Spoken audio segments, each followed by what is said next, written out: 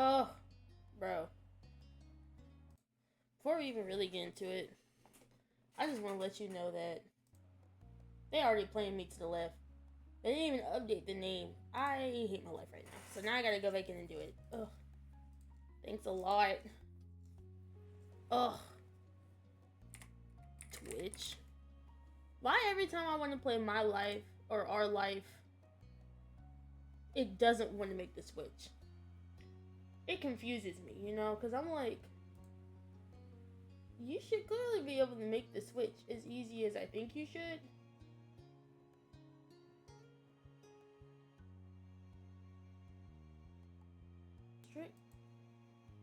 I am the owner of this stream. Why would I need a rewind button? I am the rewind button.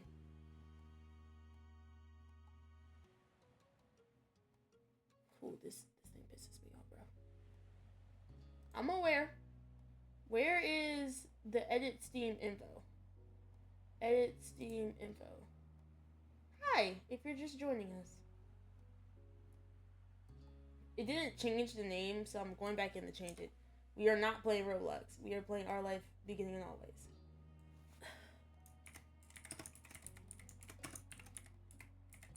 So if you came here for Roblox, you missed it. There's no angelic blick to get. Love. I'm glad I clocked it this time. Last time I didn't clock it. And it basically screwed me over. Because last time it was like,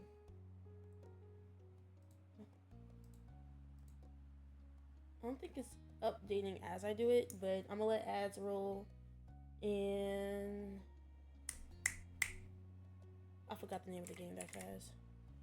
Our Life Beginning and Always. Great.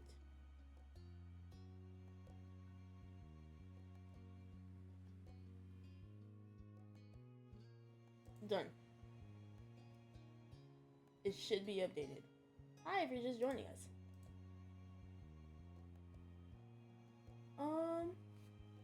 I wish there was a way I can keep this up and then keep other stuff on too, I guess. But I think for the most part, we're just gonna leave it at that.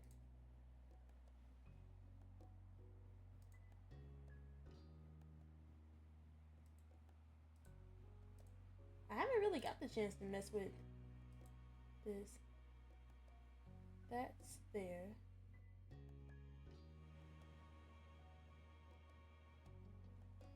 Alright, pre-rolls. I guess I mean we're just done with we just got done with our ads. Oh, not actions.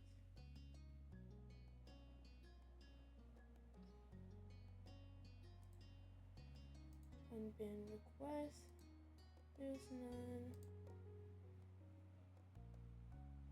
Oh, mark this complete and mark this complete. I don't think any of these have a viewers panel, which I really thought it did, but I guess not. We also have a suggestion box. I don't think I really threw it out there, but there's a suggestion box. Haven't edited it yet. I really can't have both tabs open because, you know, it screws me over. But are we done with ads? I think we are. I don't know anymore. So I'm gonna go with yes, we are. Now, if you're here, hi. If you're not, also hi. Can't just disrespect one. You're playing Our Life Beginning and Always. Alright. Keep my eye open. Thank you. Per usual. I got rid of the overlay because I realized that the overlay kind of limits a lot that we can see. I don't know if it's better or worse with the overlay, but I think it's a little better without it. So I think Our Life is strictly going to be without it until I can remember how it looks like. Let me load up the previous one. I'm trying to see how it looked like with the words at the bottom, though. I think we'll have to go back to having the overlay. I didn't like that chat box blocking, like... wrong screen. This end, like this weird rectangle here. So I was like, let's just see how it looks like with that. But today we are doing road trip, solo whatever, and then we're gonna finish off for fucking once. Step 2. We have been on step 2 for a minute. I think it's because I haven't been playing it like I used to.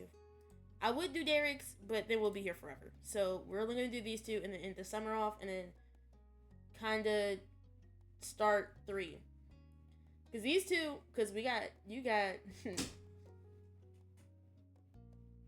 Oh my god, what was that? Wow, that's bang. Because, what was it? These take forever. The prologue's in between. So if there's enough time, we're gonna. Because I know these might not take long. Hold on, chat.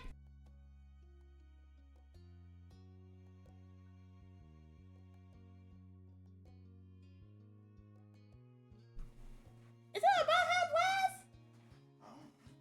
It's diet. Oh my god. Ew.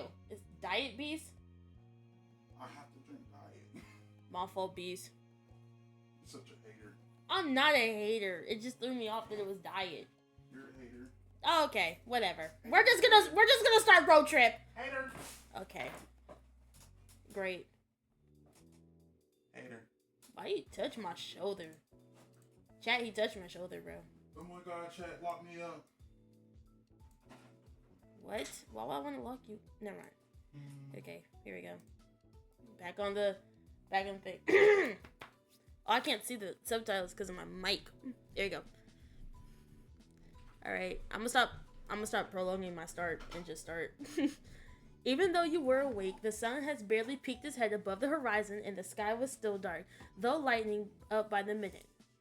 Usually you wouldn't be up so early, especially during summer vacation, but today was different.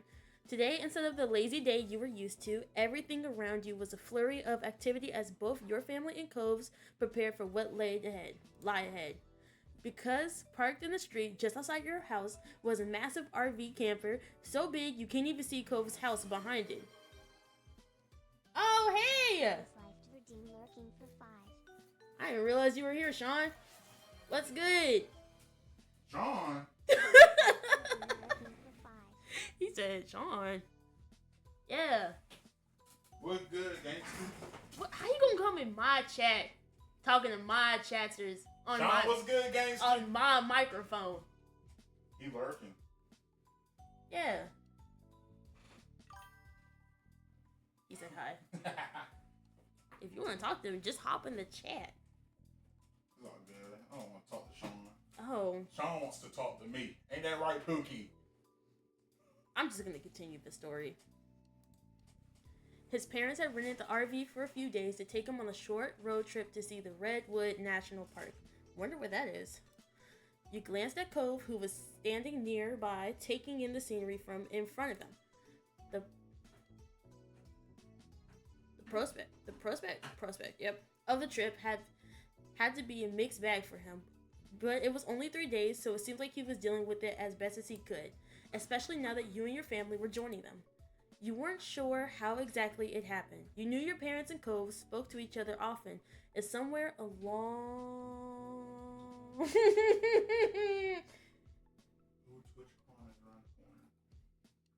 Jesus. And somewhere along the way, plans were made after Cliff offered to share the space. The parents all thought it was a fantastic idea. You had already gotten a good look inside while helping to load everything in, and you had to admit that it was a really big car. Fitting that many people inside was going to be snug. Let's go. Moving to lose it, kiddo! Yeah, moving to lose it. What? Mom bustled past with a cooler in one hand and a large bottle of water under the other. She was upbeat for this early in the morning. Ma, however, seemed to be on the other side of the wavelength. She followed behind her wife, dragging her feet on every step. Word. This chili's busting? You eating chilies? Lucky. I'm going to need a whole jug of coffee once we hit the road. Personally, I hate waking up in the morning. So I'm going to go with it's too early. You yawned and rubbed at your eyes, still sleepy from the early morning wake-up call. The air outside was still damp from dew, and that made you feel a bit more awake. My fault. And then at the end of the chain came your sister. She had a bone to pick before the trip officially started. Her rattling off critiques added some level of normalcy to everything new going on. Can't find the right word for it. I don't get why I can't sleep in the bed tonight. The triple dipple. Yep, that's a word. Triple dipper, double burger with the honey chipotle crispers. Shit fire.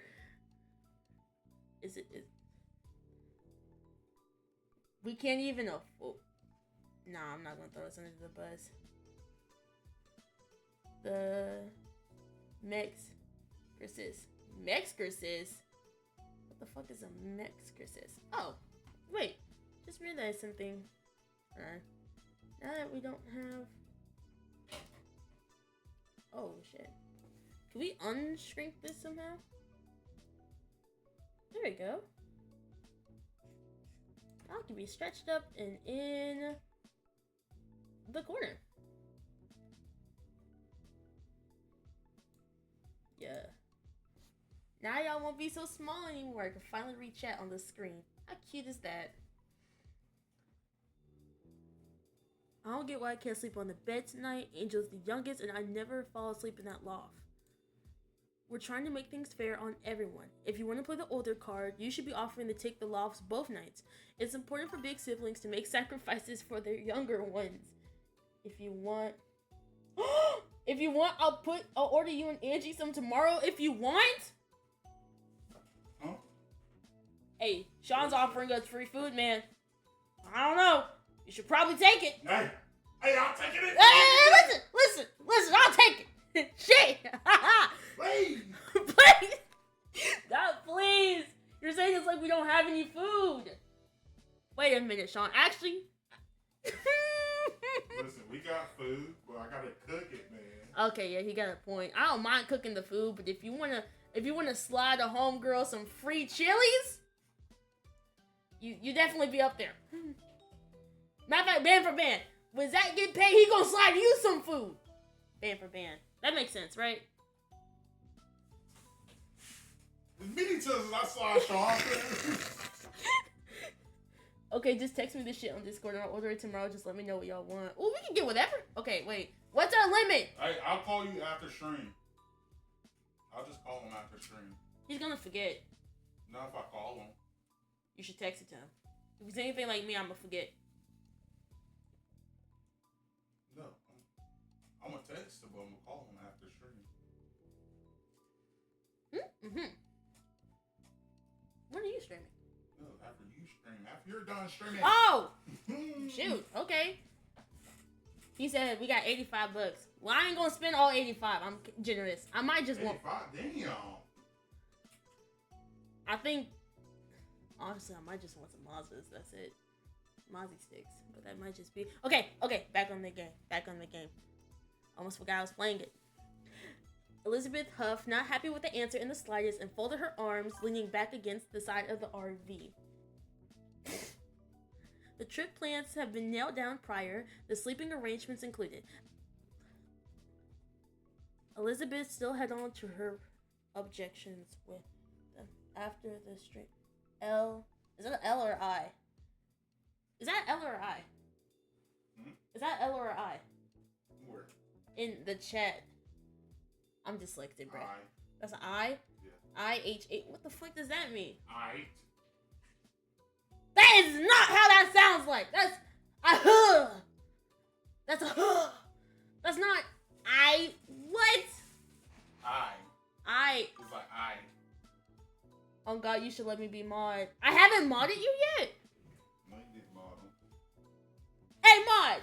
Mod this man! Can I mod? Am I allowed to do that? Is he allowed to do that? I'm gonna go and mod. Is I am BC? not. Huh? I am not allowed to give him mod. Oh shit. Let me do it real quick. How do you mod people?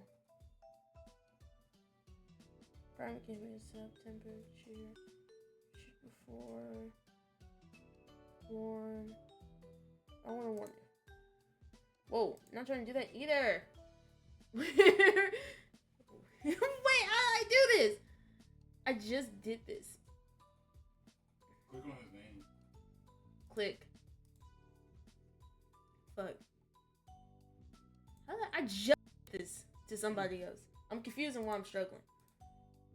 Help me out here. Help me out here.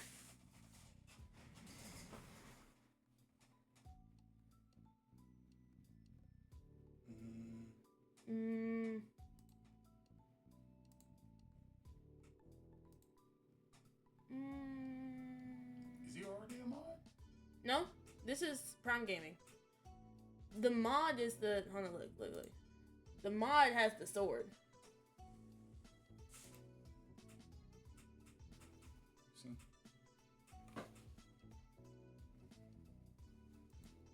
I did that. That's whoa, you don't want to ban them. I'm not gonna ban him. You be the one to. Yeah. Why would he be suspicious?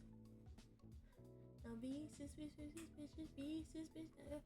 Don't be suspicious, don't be suspicious. You know, I'm just gonna look it up. Yeah, I think you gotta do it in like mod. Bro, it has to be somewhere. I'm everything to figure this out. I'm willing to drop everything and figure it out. I'm gonna get it. Hold on. What did you just say? I missed it. Is that where you'll be able to play D&D on... You get Dungeons and Dragons? No, you can just do it on... Like, it'll be all vocal. There's a website. You can make a whole D&D campaign? Oh, chill. Y'all have fun with that. I don't have a character mate yet, but I for sure would one day. Okay, community. Oh, here! I figured it out! Roles manager. Here. I need... Soldier boy. Solus. Spell his name for me, man.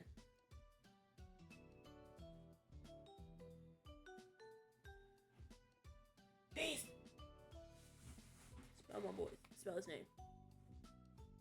It's like life. Soulless Life TTV. TTV. Right here.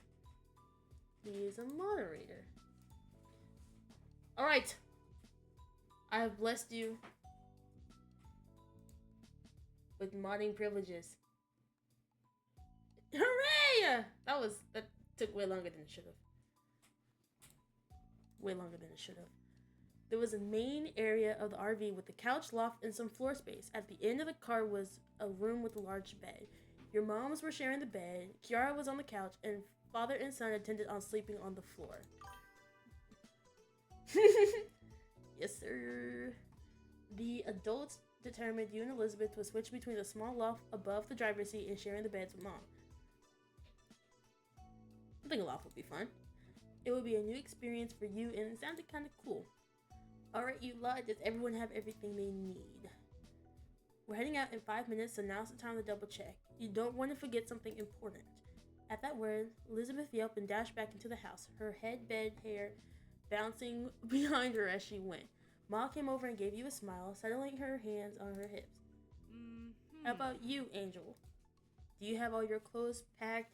Toiletries, deodorant, floss, anything else you can think of. But with you, think of making a monk, but the same way as my Bumblebee Mike Tyson what the Bumblebee Mike Tyson character? No, you got that. Bumblebee Mike Tyson. That's what I'm trying to figure out. Fucking Transformer, all that. Oh, did you guys hear that collaboration with whatchamacallit? LeBron James and Hennessy, I think. But he made it seem like he was retiring. That shit was funny. Not the part that he was retiring, but the part that like I thought he was.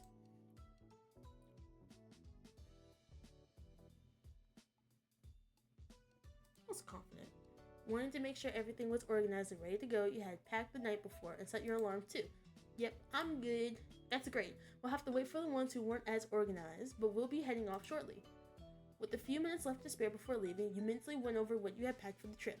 Clothes, a pillow, and blanket, usual day-to-day gear for most people. You also had some more personal things, such as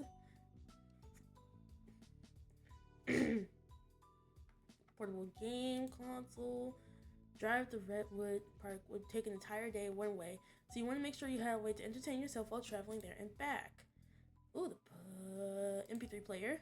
With so much time going to be spent driving in the car, you want to make sure you'd be able to have some music to put on.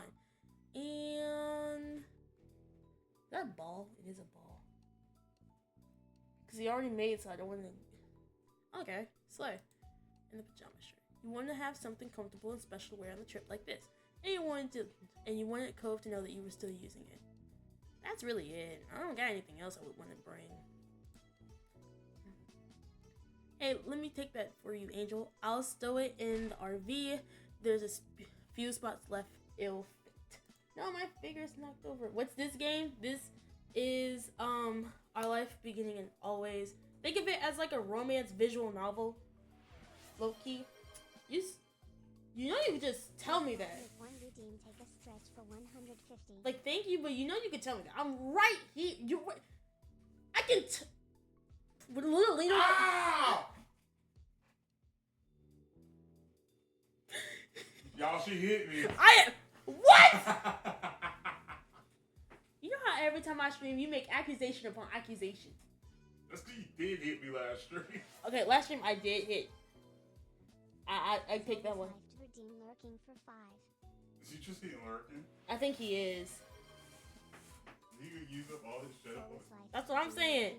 Don't you want to save up for the more crazier ones? But I'm about to lower in price a little because I realized they're a little too high. You just gonna keep spamming them, huh? Fun fact, you know every time you spam something, I have to confirm that I did it individually. So every single one of these, I'm gonna have to confirm that I did. Or let me take my stretch because you stressing me out, bro. But it's Our Life Beginning and Always, and it's a romance visual novel. Boom. That's best in that show. I'm gonna just let you do that. You got that. Okay, my headphones are off until he's done. Until all those go away. Because I keep hearing that. You like? You're done? Okay. The notification isn't though. I'm gonna let the noises keep playing. You let Kiara take your bag and give her a grateful smile. With nothing else to do, you watch the others get ready for the trip. Kiara and Cliff seem to have the most energy out of anyone. They were finished packing the suitcases away while your moms have gone to lock up the house. They high-fived whenever another one got crammed into the storage compartments of the vehicle. Even though your own parents were more low-key than Cove's, you could tell they were both excited for the trip. It had been a while since your family have gone away anywhere together. Elizabeth skipped towards the RV, a bag slung over her shoulders, and you were surprised to see she seemed more optimistic about the whole ordeal now. Usually she wasn't one to exit the confines of her room unless it was for TV or food or to leave her family behind to be with friends. You would have thought 3 whole days packed in an RV with 6 others would be too much for her. But damn, it's still going!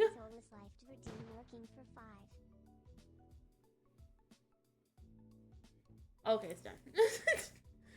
I'm like, would have triggered by now. You would have thought 3 whole days packed in an RV with 6 others would be too much for her, but it was a nice surprise. You supposed any vacation was better than no vacation in her mind. Cove had been pretty quiet so far.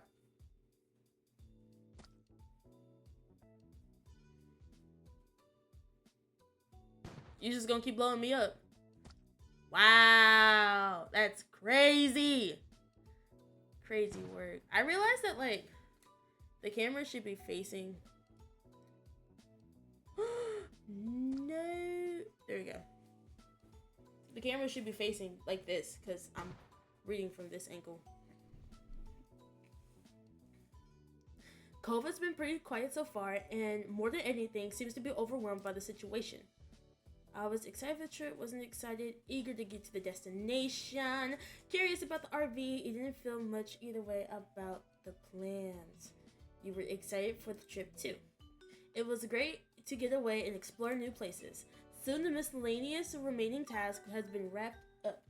You need to make a mystery one? Didn't I make the mystery? No, you gotta pay for the mystery one. Which ones do I have free again? It's the mystery one. No, not the mystery one. It's the fudge. Let me...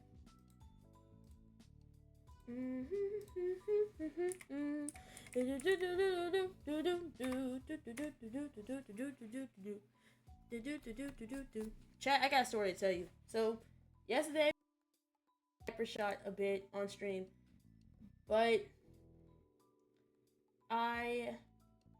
where's the extensions? You will go to the dashboard and then I played hypershot for maybe, I want to say like 50-ish minutes on stream yesterday, or would it be earlier today, but it was like closer.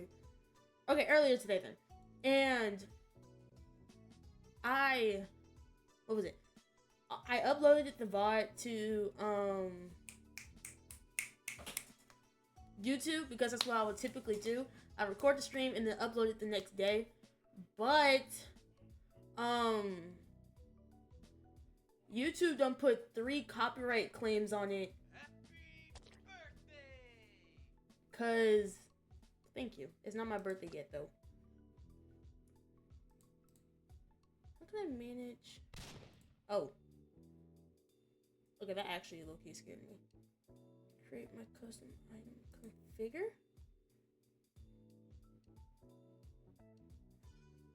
It said to do this.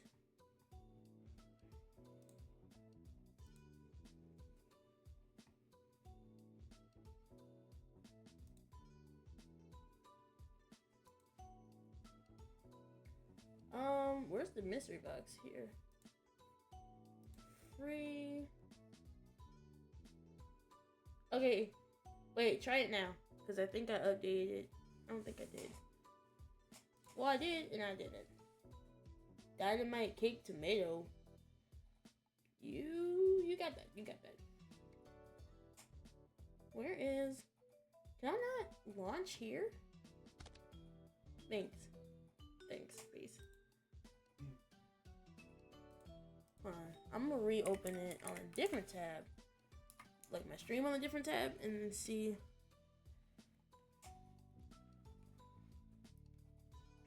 See if I fixed it.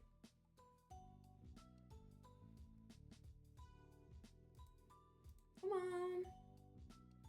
Dude, how do you launch the attacks? How do you launch the attacks?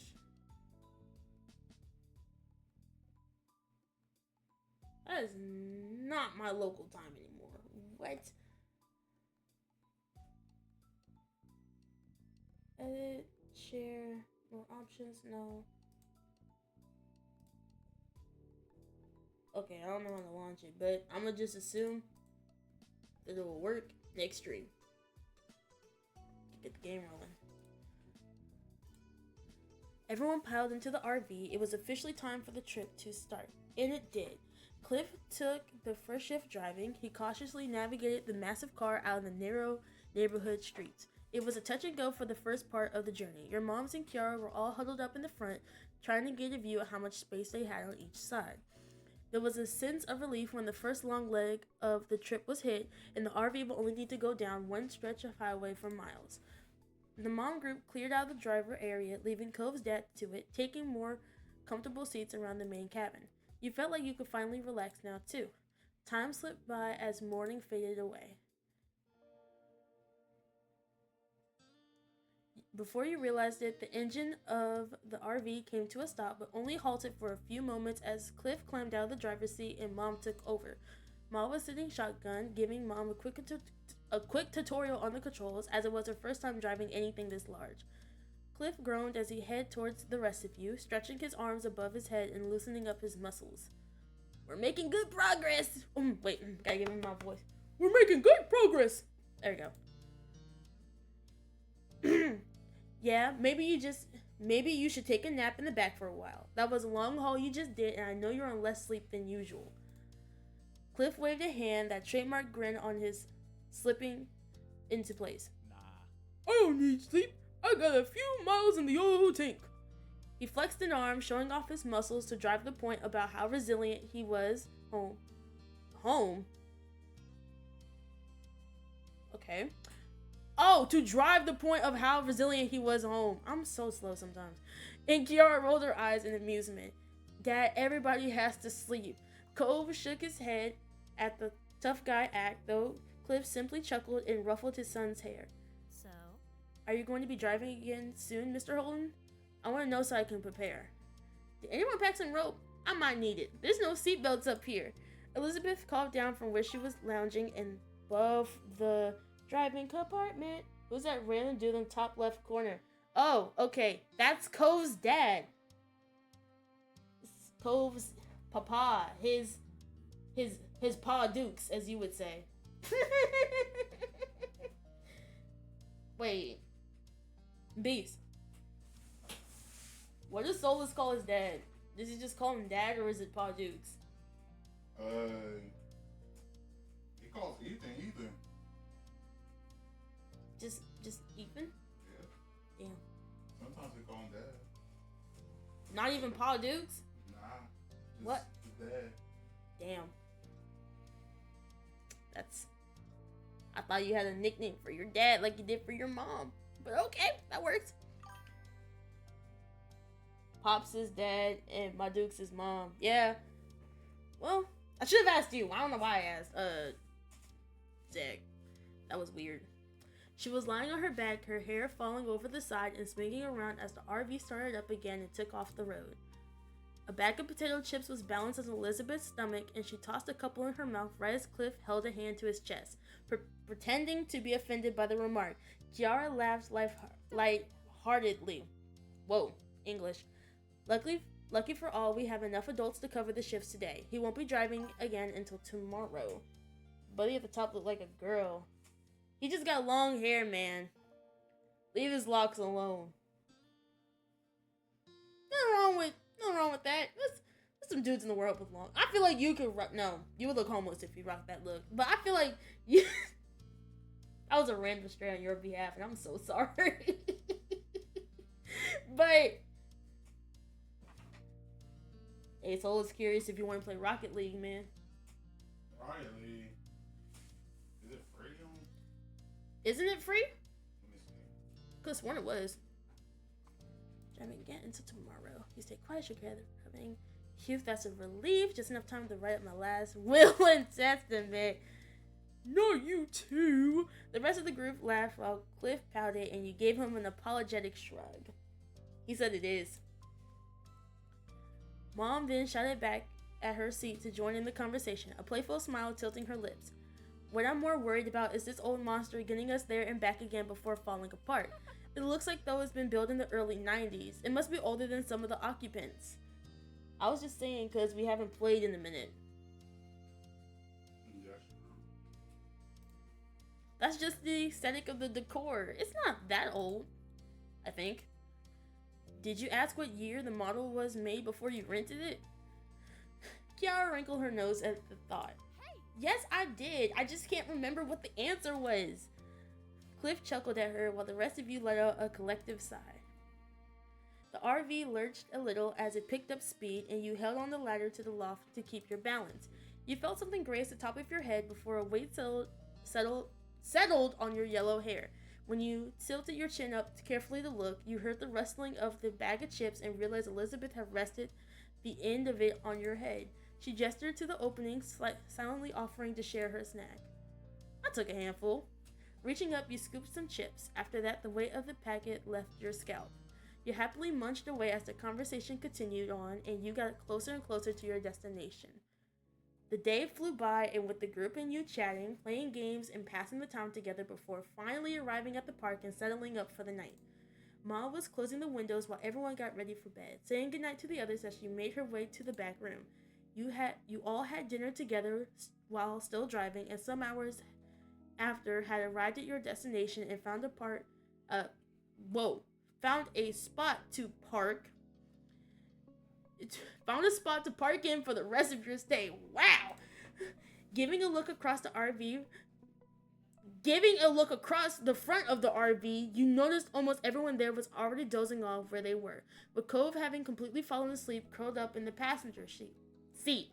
God, he must have done so while Kiara was driving the last leg, and they have decided not to disturb him.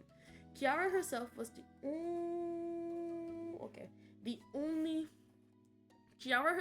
only one up there who was still awake, flipping through a magazine next to a portable light from her spot on the couch. It seemed Mr. Holton needed to sleep despite his claims. You followed your moms into the back room and closed the door behind you before crawling into the bed between them. It was a queen-size bed, so there was enough space for the three of you together without much squishing. Get a good rest, Angel. We have a big day ahead of us tomorrow. Fantastic. I'm looking forward to the bushwalk in the morning. It's been a long time since I was out in nature like this. There'll be plenty for us to see. You stayed awake for a little while longer while your moms whispered about the park and the forests in general. With the sound of their voices in the background, eventually you nodded off to sleep.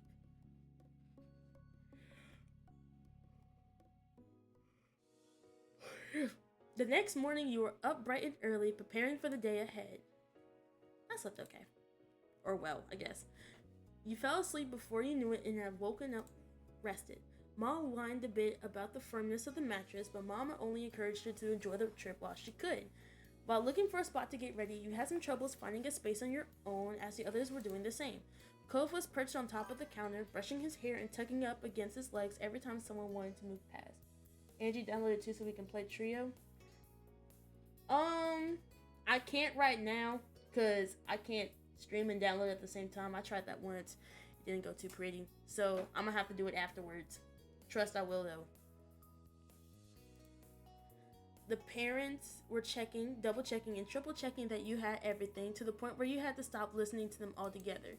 You knew you wouldn't be returning to the RV at all that day, but by the look of the backpacks that were packed up and ready to go, you doubt anything was missing from them. It didn't take much longer until you all exited the RV in a bustle and headed to the Redwood National Park. Wow. Cove has tilted his head upwards towards the canopy of trees, his eyes wide as he took in the massive trunks on either side of you. You knew that the redwood trees here were considered the tallest trees on Earth, but you weren't prepared for exactly how huge they would be in person. Come on. Smell you two! You spun around just in time for Kiara to snap a picture of you and Cove together, before she pointed her camera at Cliff, trying to get a shot despite his weak protests that she should just enjoy the moment. Your parents were walking behind the group a little, with Mom telling Ma some information she had read about the park in the brochure. Ma listened happily while looking around and taking in the sights, every now and then asking a question or making a joke about something Mama said. You smiled at them, thinking your mom must have read a lot of pamphlets to know so much about the park. Maybe you should just come and work here as a tour guide if you know so much about the place. Elizabeth teased, earning a squeeze on the nose from your mom. She seemed to be enjoying herself, but you thought that just might be because she was amused by everyone else's reaction. I'm in awe of the trees, fascinated by the sensations around you. Good mood, wasn't as impressed. You were embarrassed that all the adults were being so touristy. Hey, nothing wrong with being touristy. If I'm going to a spot to be a tourist, I'm gonna be a tourist. Shit. I just realized how close my avatar is to the edge, and I'm gonna rim her over just a little. There we go. I'm being in awe. I've never seen them before, so I probably would be in awe. Surrounding yourself on either side, the enormous trees shot up in the sky, the sunlight peeking through their canopy and speckling the path in front of you.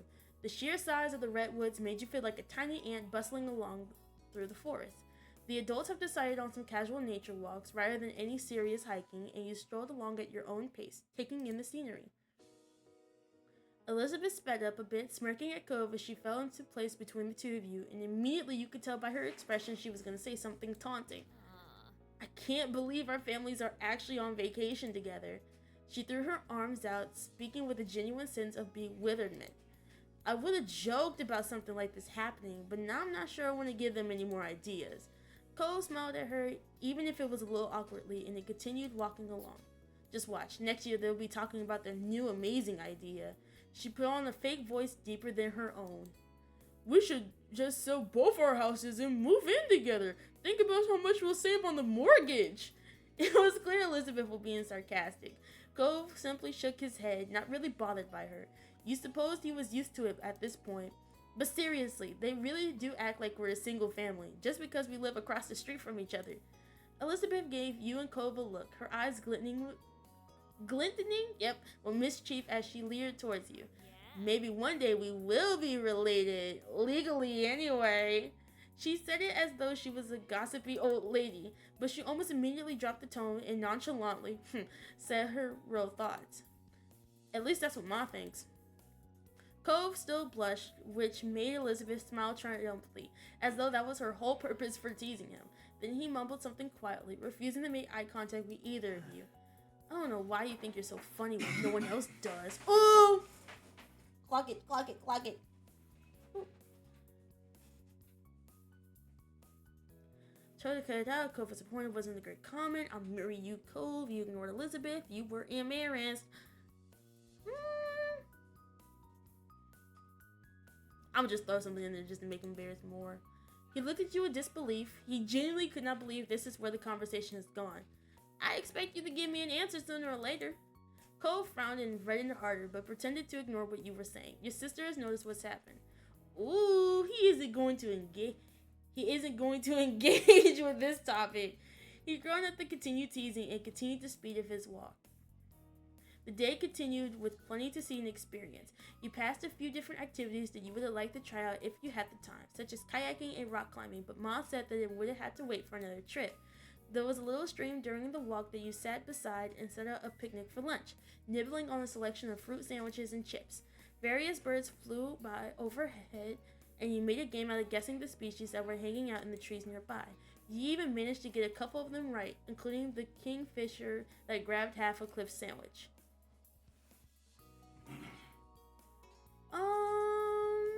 Glad I got to do this in the end. Disappointed to only have a day at the park. The trip was long enough. Have more fun hanging out in the movie. I think personally, these type of trips you can't have in one day. What you saw today was only a fraction of what the park offered, and you wonder why Cole's parents didn't plan a longer trip. You sighed quietly to yourself, wondering if you'd get a chance to come back. You and your group made it back to camp just as the sun was setting in the sky, and the stars were appearing one by one. Everyone had enjoyed different parts of it most. You traded stories of what you thought while you were eating dinner, and afterwards you pitched in to help clean up. You along Elizabeth and Cove got to head back to the RV early and spend some time together while the parents stayed outside longer. It was nice to have the space to yourself after the cramped journey there, and while Elizabeth had locked herself in the back room with her headphones, you and Cove were left in the main lounge area. I hung out with Cove. Well, let's take a load off. We got some time. You took a seat on the sofa while Cove sat down on the other end, tapping his fingers against his knees. Your cheeks warmed a little at that. Being close to him never failed to feel exciting. You've seen Cove nearly every day for the past 5 years, but seeing him in a jacket was still somewhat unusual. In Southern California, he could get away with that. I keep forgetting they were in California. It was a simple difference from his normal style, yet you couldn't help noticing the way he looked right now. It looked great on him. In fact, Cove always looked nice. When Cove cleared his throat, your eyes snapped to his. He had an eyebrow raised and clearly caught you staring at him. What? Is everything okay?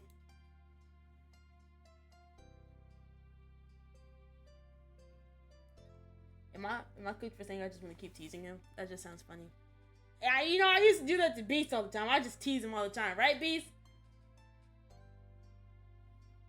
He ain't listening to me. Beast! What? You heard what I said? What? I just used to tease you all the time. Yeah. See? Point proven! What can you say? What can I say? I wish I had arms. I'd be so much more expressive with a set of arms. You just look so good right now. Cove immediately blushed at the unexpected compliment. What? You didn't say anything more than that one-worded question. You decided to elaborate further. I hardly ever see you wearing a jacket, especially in summer. Oh, yeah, I like wearing as few layers as possible. It's easier that way. I'd rather be cold than extra hot, and it's kind of a pain to carry extra clothes around. My parents made me bring this jacket. I love wearing layers, and accessories too. That's probably why I have a closet almost filled to the brim at home. Cove smiled lightly at you and nodded. I've noticed. You perked up hearing that. He noticed you too?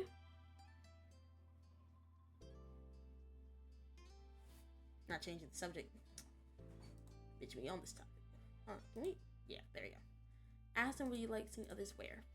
So what type of clothes or accessories do you like to see on somebody other than you? Cove's eyes widened at the question, and his defensive reply seemed to slip out before he had a chance to properly think about it. Nothing. Nothing. Oh! Nothing, literally. A snort of laughter escaped you, and even though Cove's face flushed red, you could see the hint of a smile on his lips. Come on, that's not what I meant! No, it's not what he meant, don't worry. You composed yourself and sat up straighter, all traces of laughter disappearing from your face. Answer with what you mean then. Isn't there something at all you think looks good when you see it on someone? Cove mumbled under his breath, but you couldn't quite catch the words. He was having a difficult time with the subject. It was a topical that made him look comfortable. Had a little fun, that was it. You know, very good discussion. I think I know what it is, but I'm gonna play into it. Just thought it'd be fun to talk about. You haven't intended for this to sour the mood. Cove sighed and looked down at his lap where he was fidgeting with his hands, still reluctant to give an answer. I don't know. You made an unimpressed sound over how this was going. You sure? Fine, I guess. I kind of like ankle bracelets. Ankle bracelets? Yeah, everyone can wear a pretty bracelet. Wrist ones are cool too, but they're pretty normal. There's something fun or flirty about an ankle bracelet. It's more special or something. I don't know how to explain it. Cove brushed his knuckles against his cheek awkwardly, seemingly unsure where to go from here. So you think they're sexy? What? Wait, no, I can't believe you even used that word to describe it. Cove had been absolutely scandalized by your statement, and you could only laugh. When you said nothing else, you took a moment to gather your thoughts. Had to get an ankle. F said, maybe you'll wear your anklets more now. Maybe you won't wear your anklets so often. You thought about buying an anklet. Had to get an anklet ASAP, bro. You need to see how Cove would react to that. Cove looked away again, feeling awkward about this. You gave him an understanding look, and usually he'll start to smile like normal again, but not this time. His expression only stiffened more. You were surprised to see him like this, as he always bounced back pretty quickly after being flustered. Cove? Still, he wouldn't look at you, and even though his breathing was growing tense, it began to click. He was trying to build himself up to say something. He was trying to build himself up enough to say something hard for him. You waited for it silently, until finally he peeked your way through the corner of his eyes. You were fully attentive by this point for whatever he was going to mention next. People having pink eyes. That's also something I like. Wait, don't our character have pink eyes? Oh, you sly dog, you. Oh, I'm funny. I'm really funny. Huh? For a moment you were stunned and at a complete loss for words. That was definitely not where you imagined this was going. Cole faced you head on. I ain't got no water on me. Soulless life to redeem. Drink some water for 150. Please. Keep passing my cup. On the ground. On the ground. On the ground. On the ground. I barely got something in here, but I'm gonna do it. You told you to drink water. Ah!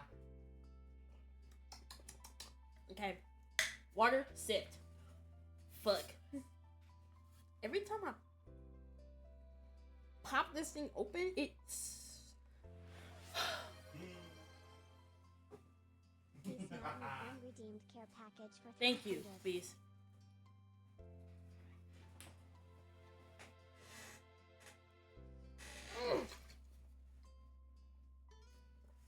I got the extra sip of water in my mouth.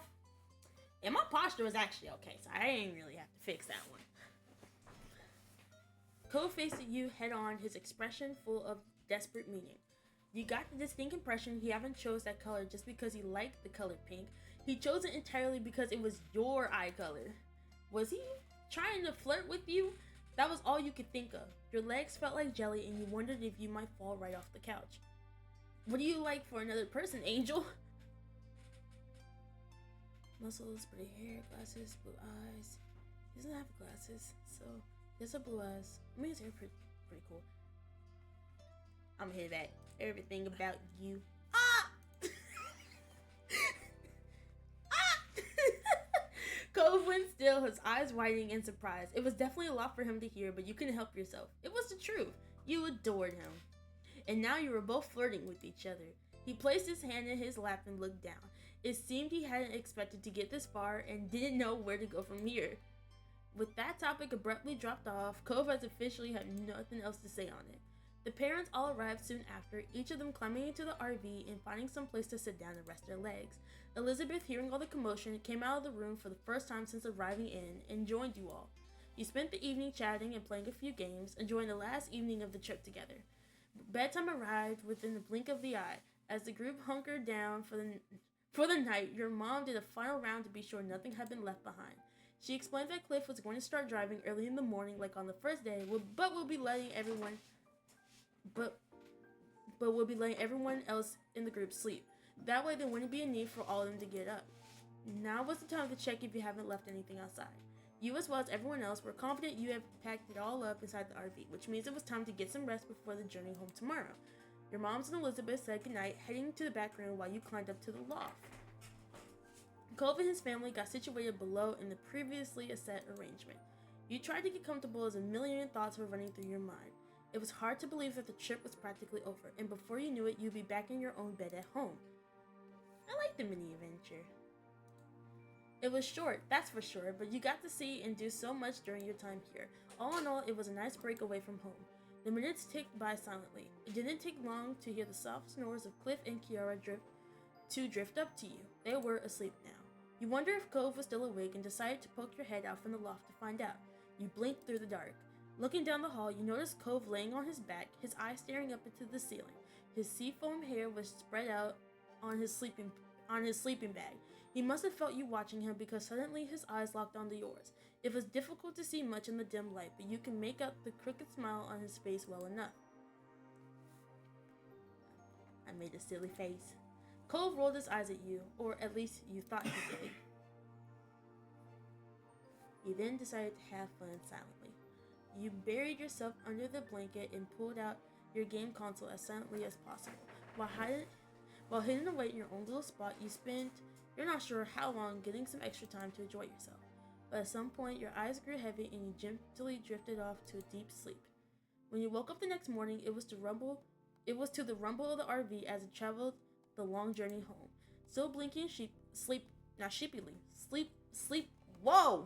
sleepily, you peeked over the edge of the loft and got a glimpse of what was happening.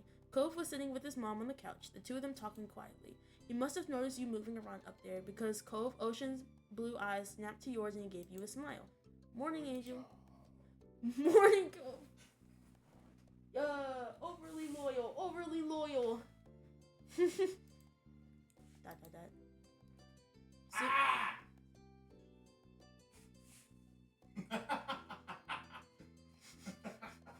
Are you okay? Yeah. Great. Soon, your moms and Elizabeth emerged from their room, dressed and ready for the day of travel. You spent most of the day hanging out together in the RV, savoring the last few hours of vacation. Kiara suggested a few different travel games she used to play with Cove when he was younger, and you all had a great time competing against each other. When the RV finally pulled into your street, it was well into the night, and you were looking forward to crawling in your own bed after the few days away. Everyone else must have felt the same because it was mutually agreed that unpacking and cleaning the RV will wait till the morning. Once home again, you went straight up to your room and dropped into your bed, shoes and all. I miss being near Cove. The two of you had basically been living together for 3 days. It was nice, but you knew it wouldn't be the last time the two of you would spend time together, and that thought comforted you. With those last few thoughts drifting through your mind, it wasn't long before you dozed off to sleep. Tomorrow, life will go on like normal. Yay! We did it! It only basically took an hour. Basically. But that's because I kept stopping and going, so that's my fault. We're gonna do this one, and then we're gonna end the summer. You whiled away the morning doing whatever struck your fancy, and now you are recharging with lunch. With nothing on the horizon, you are free to spend as much or as little time on your plate as you wanted. It was while you were thinking on all the possibilities for your afternoon that your moms approached you. Hi, Angel. You okay?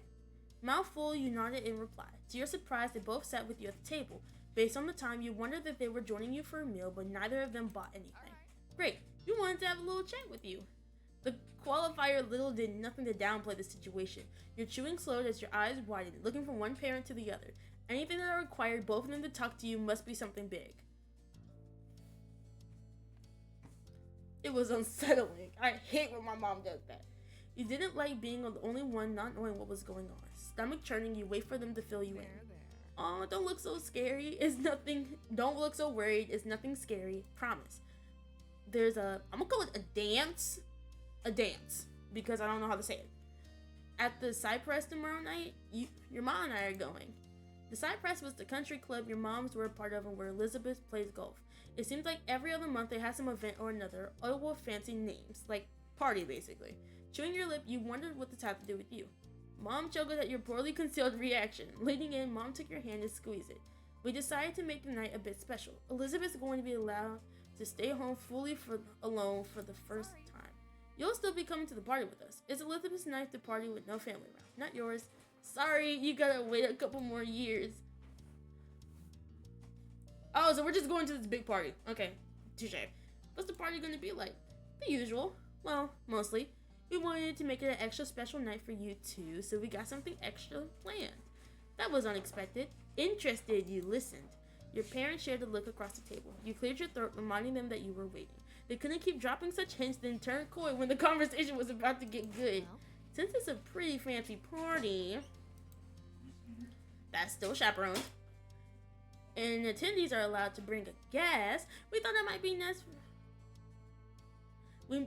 be a nice opportunity for you to invite someone yourself as a date, if you want. Your eyes widened as the words sunk in. Your mom took advantage of your uncharacteristic silence to continue filling you in on the event. Even though we'll be at the party too, you don't need to worry about us getting in your way. You'll be free to eat, dance, and enjoy the music as you see fit. But no leaving the property. Mom nodded at Mom's interjection. Yes, great? As long as you don't leave the party and you'd rather just bring a friend, that's a-okay too. That's amazing, what? You must have lit up because your parents shared an amused look again. Don't worry about it. The party isn't until tomorrow, so you got time. Just let us know what your plans are before we're heading out. And that's all. We'll leave you to your lunch now. Your moms rose from their chairs in unison, disappearing to another part of the house. You barely noticed their departure. All you could think about was what had just happened. The remnants of your lunch stared up to you from your plate. I'm going back to eating. You wolfed down the rest of your food, clearing your plate as you thought about what you like to spend tomorrow evening. How you like to spend. Christ. Even though you relocated to your bedroom, your head was still stuck on the conversation that had just unfolded at the dinner table downstairs. You knew that having someone come as a friend would be best. You wanted it to be a date. You didn't want to bring anybody. It was too soon to pick one way or another. I wanted it to be a date. The prospect of having your first date made it impossible to sit still. You couldn't help but jiggle your foot. Jiggle? How the fuck you jiggle your foot? Just vibrating your foot, basically. Contemplating the possibility. That night being a date would mean that actually asking someone out. The little you knew of that came from what you see on TV and movies and what you heard from kids at school. Your moms haven't even entertained the idea of you dating until now. You went over possible words and phrases in your head, setting up scenarios and smooth segues before tearing them down and trying something else. You realize that you've been picturing Cove as the one you've been asking. Really? Is it good? I just laugh awkwardly at myself. You couldn't help but find it funny how the idea of possible romance made your thoughts go to him so effortlessly. You grew up as friends, and technically that's what you still were, but there was no way to hide what you really thought about him from yourself. You wouldn't be able to stop thinking about him even if you wanted to, and you didn't. Sighing, you shifted position on the bed, resting your arms on the windowsill. A flock of birds caught your eye and led your gaze as they crossed the sky. You watched the birds grow smaller and less distant till they disappeared from sight. Like the snap of a hypnosis finger, you were released from the trance and left with a goal of your own. You were going to go take a walk. You ambled through the familiar streets of your neighborhood, picking your path at whim. It was as quiet as ever, with tourists choosing to congregate in the shopping area near the beach rather than venture into the sleepy residential zones. You continued down the road and soon found yourself at shore. The fresh, salty air hits you first, rolling to meet rolling to meet you over the grassy dunes that tickled your legs, followed by the familiar view of the sea stretching out across the horizon. You came to a halt. A lone figure was standing in the ocean, the water reaching up to his knees. Though he had his back to you, you recognized the familiar silhouette was Cove's. It made sense that you find him here. He was always in his element by the sea. You had no idea if he heard your arrival or if it was coincidence, but he looked over his shoulder. Your eyes met. I'm gonna call out. Cove! Here! In your excitement, you missed a few words. You try not to let your internal panic show. Who's going to jail? Okay, what's up? No. Okay. Cove smiled at you, bathed in the soft light of the afternoon sun, with his hair gently tousled by the sea breeze. He looked especially charming. He then fully turned around and began to wade through the water. He waded through the water. Wade in the water. Wade in the water. Sorry. I couldn't help myself. I'm sorry, y'all. I'm black. I'm sorry. Jesus, I need control. Self-control. I have it sometimes. To the shore. You wanted him to get to you already. You could hardly wait to talk about this. You hope he took his time to come. I want to talk to him. Heart aflutter, you wonder what you were going to say to him when he reached you. The question of whether or not to invite him, and if so, in what fashion, and what was in front of you, between leaping into a world unknown or enjoying the safety of the familiar. Angel. Hey, Angel. Are you free right now? Not exactly. Our ads are about to start, so we're going to pause in a bit. My moms are taking me to a party tomorrow at the country fair. It was kind of a strange segue, but you wanted to get right to the point. A party, huh? Sounds exciting? He was smiling politely, but you could tell that your outing mentioned hadn't sparked much interest. That didn't come off as a surprise to you. Formal affairs and the big gatherings were some of his least favorite things, but you were sure he'd attend if you were the one to invite him. Who invited him? You only had to do it. Cove tilted his head curiously at you. Solved to make the date.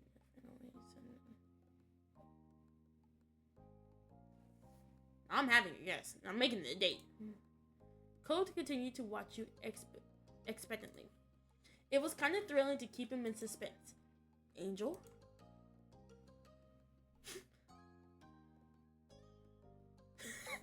I feel like all these responses are me. Cove, I want you to be my date to the party. Do you want to go on a date with me? I feel like the run on it would be easier. I would be kind of the do you want to go on a date with me? And my parents said it would be alright if I got a date. Oh, we on ads, so we're gonna wait. Because not everybody subbed, you know? So, courteous. She's gonna do this. So, chat, what's up? It's, okay, fun fact, did you know that technically the 5th is our anniversary date? So every time a 5th happens, it's technically an anniversary. Like, the 5th of this month, like 2 days ago, that was our 4-month stream anniversary, basically. It was 4 months since we streamed. 4K. It really is silly. Thinking about like how far I've came in those 4 months, it's scary. But I think it's okay. Like at the end of the day, I think I'm happy with where I am. Like, even I enjoy the growth, but I really do enjoy having a close-knit and tiny community. You know? Maybe one day I'll have merch. Oh my god. On the topic of merch, I just remembered the story. So I was putting up all of my figures and like whatnot on my new desk, because there's like an area. So it's like an L shaped, and then it has a little like desk area at the top, and I wanted to put some figures up there, so I did. And I told Zach, or Beast, telling a story, that I wanted to have a figure that was posable, like, you know, the posable figures. But then he said, I was like, no, I did a double take. I was like, wait a minute. I don't think I want a posable figure. And he was like, yeah, I don't think you should have a posable figure because there's like freaks and stuff. And I'm just letting you know right now. If I ever have a figure and I search up photos of my figure that you guys did and I see some freak shit on my figure, it's gonna be me and you. AKA, I'm going to be slightly disappointed. I don't want you doing a tribute on my figure that you paid good money for. Which I never understood those. Why would people pay good money for a figure and then basically put body fluids on it? That's so weird to me. Maybe it's just me who don't get it, but that's weird.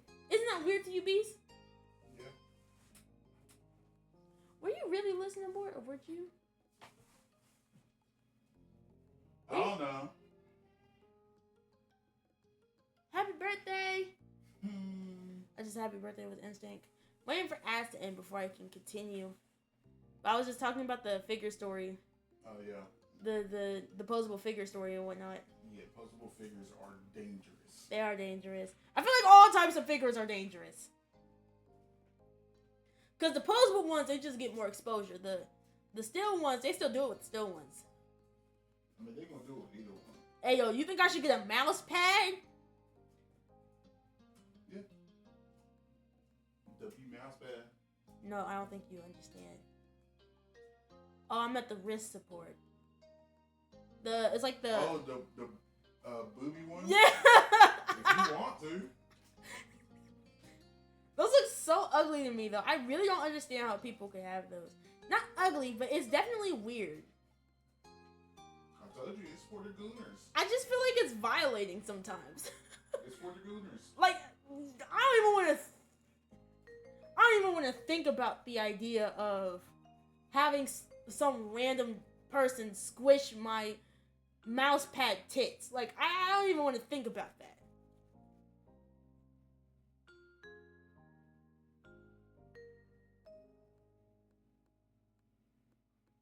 Jesus. Okay, since we're back from ads, I'm gonna continue. Do you want to go on a date with me? The words tumbled out of your mouth. It was a miracle that they were all in the right order. Caught off guard, he lifted his hands in front of his chest out of surprise, then he packed them down in a cross over his chest. He twisted his face to the side, no longer able to meet your eyes. He still couldn't hide the flush on his cheeks. Oh my god. Are you serious? Yes, and it would be great if you gave me an answer. His lips were pressed tightly, preventing any more words from slipping out. You could tell that he was nervous, but that was always easy to pick up on with him. After another moment, he inclined his head, dipping it in a nod so slight that you might have missed it had you been able to tear your eyes from him. Really? Cove closed his eyes, trapped in his awkward pose. He was gripping his arm so tightly that the skin around his knuckles were fully taut. Have you stopped breathing? Cove exhaled at last, letting out a sigh that stretched into another tense silence. His stance loosened, his arms stayed crossed over his chest, but he was no longer clutching them like a shield. He didn't want to be the one to break the silence. Thanks, Angel. I guess I'm gonna have to tell my dad. And Mom, too. Right. I gotta let my moms know that you're going. Can you come with me? Yeah. It was a relief that he thawed out enough to manage speech again. You hope that by the time you got to your house, he'll be able to manage full sentences once more. Cove went to where he discarded his things in the sand, tugging a shirt over his head and slipping on a pair of shoes before joining you and setting off home. The two of you stepped inside in front of your door. It was an action you took in together countless times, but your stomach had never churned quite like this on previous occasions. At the sound of the door opening, your mom poked her head out into the hall. Hello. Ah, Cove, it's you. What a surprise. She chuckled at her own joke. Cove was always there, and she knew how close you two were. Bringing anyone other than him back would have been an actual surprise. Hi, Mrs. Potter. It's nice to see you. So I take it Cove is going to be our guest for tomorrow night? Yeah, he's the lucky guy. And what kind of outing would it be? Her voice was hesitant but serious. Cove ducked his head down reflectively. You knew that he figured out what she was driving at. Oh, I don't want to be sassy with my mom. I'm gonna just be, it's a date. Mom nodded in understanding. She wore a wispy smile. Mom's gonna be thrilled about this. Cove tilted his head back up just slightly. He peeked through the longer strands of his hair. Just her and Mrs. Potter? Even though you haven't been able to see his wide, worried eyes, you've heard the anxiety in his voice. Your mom sighed and patted him on the arm. Oh, Cove, you're a great kid. Most parents hope that their kid meets such a special person one day. She glanced aside, a wry smile expression on her face. Someday is the real key word here. She turned to you both. But you just had to move in right across the street at 8 years old. Mom crouched down, shaking her head and putting a hand on each of Cove's shoulders. Cove, I hope you're planning on being very good to Angel. Now, I'm not just talking about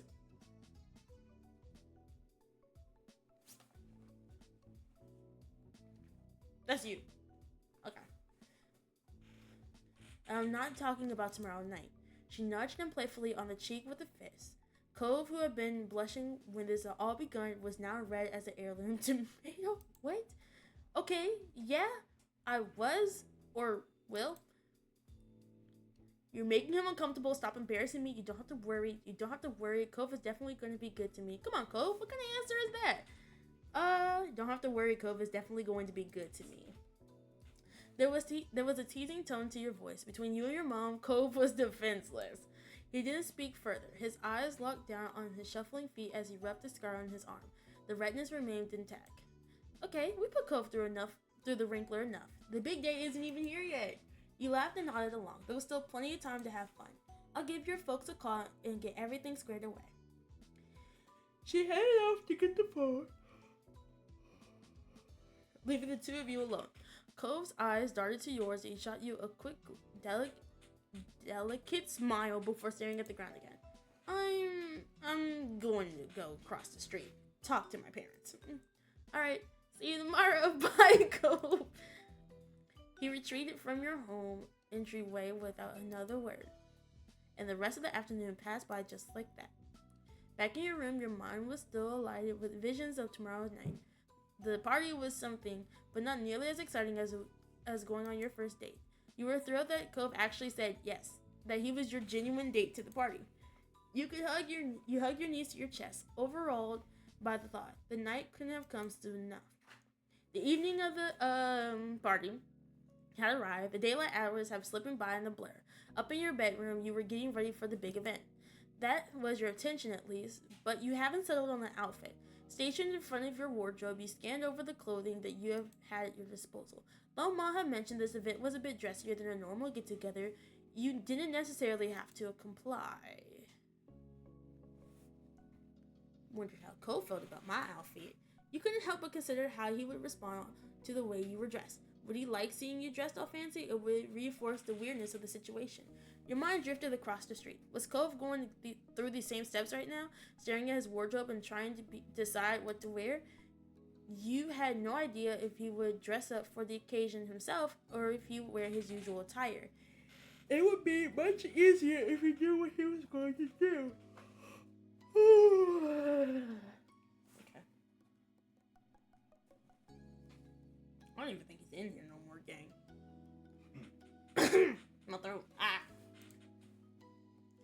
You didn't want to look stupid in front of Cove. You wanted to impress Cove. You didn't want to come across as too excited. You didn't want to look like you were taking this too seriously. You wanted him to see you in a new light. Going for something formal.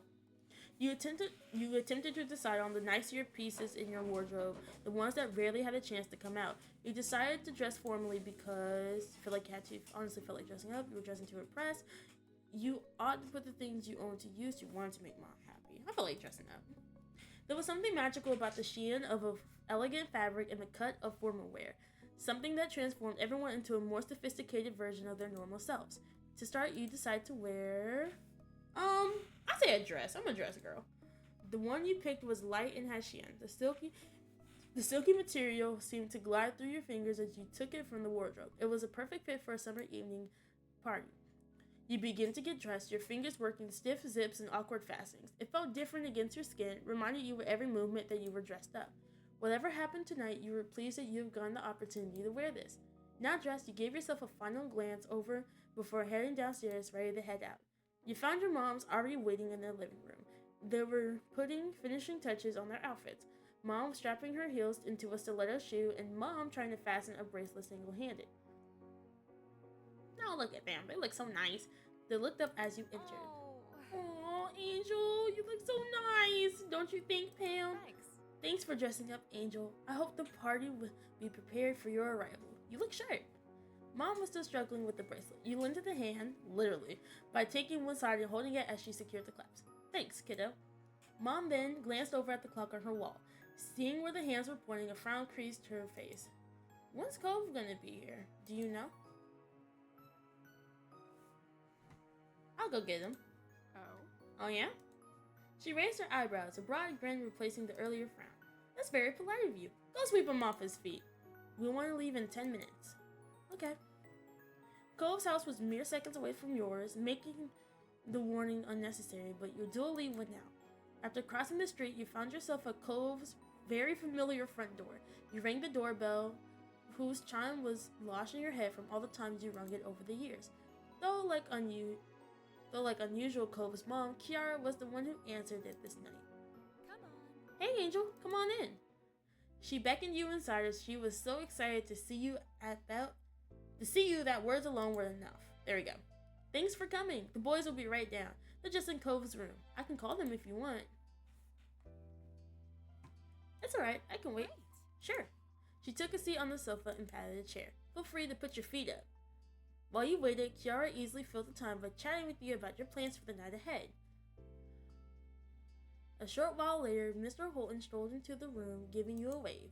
Cove pulled his face into a smile. As you reciprocated, the tension in his face faded away.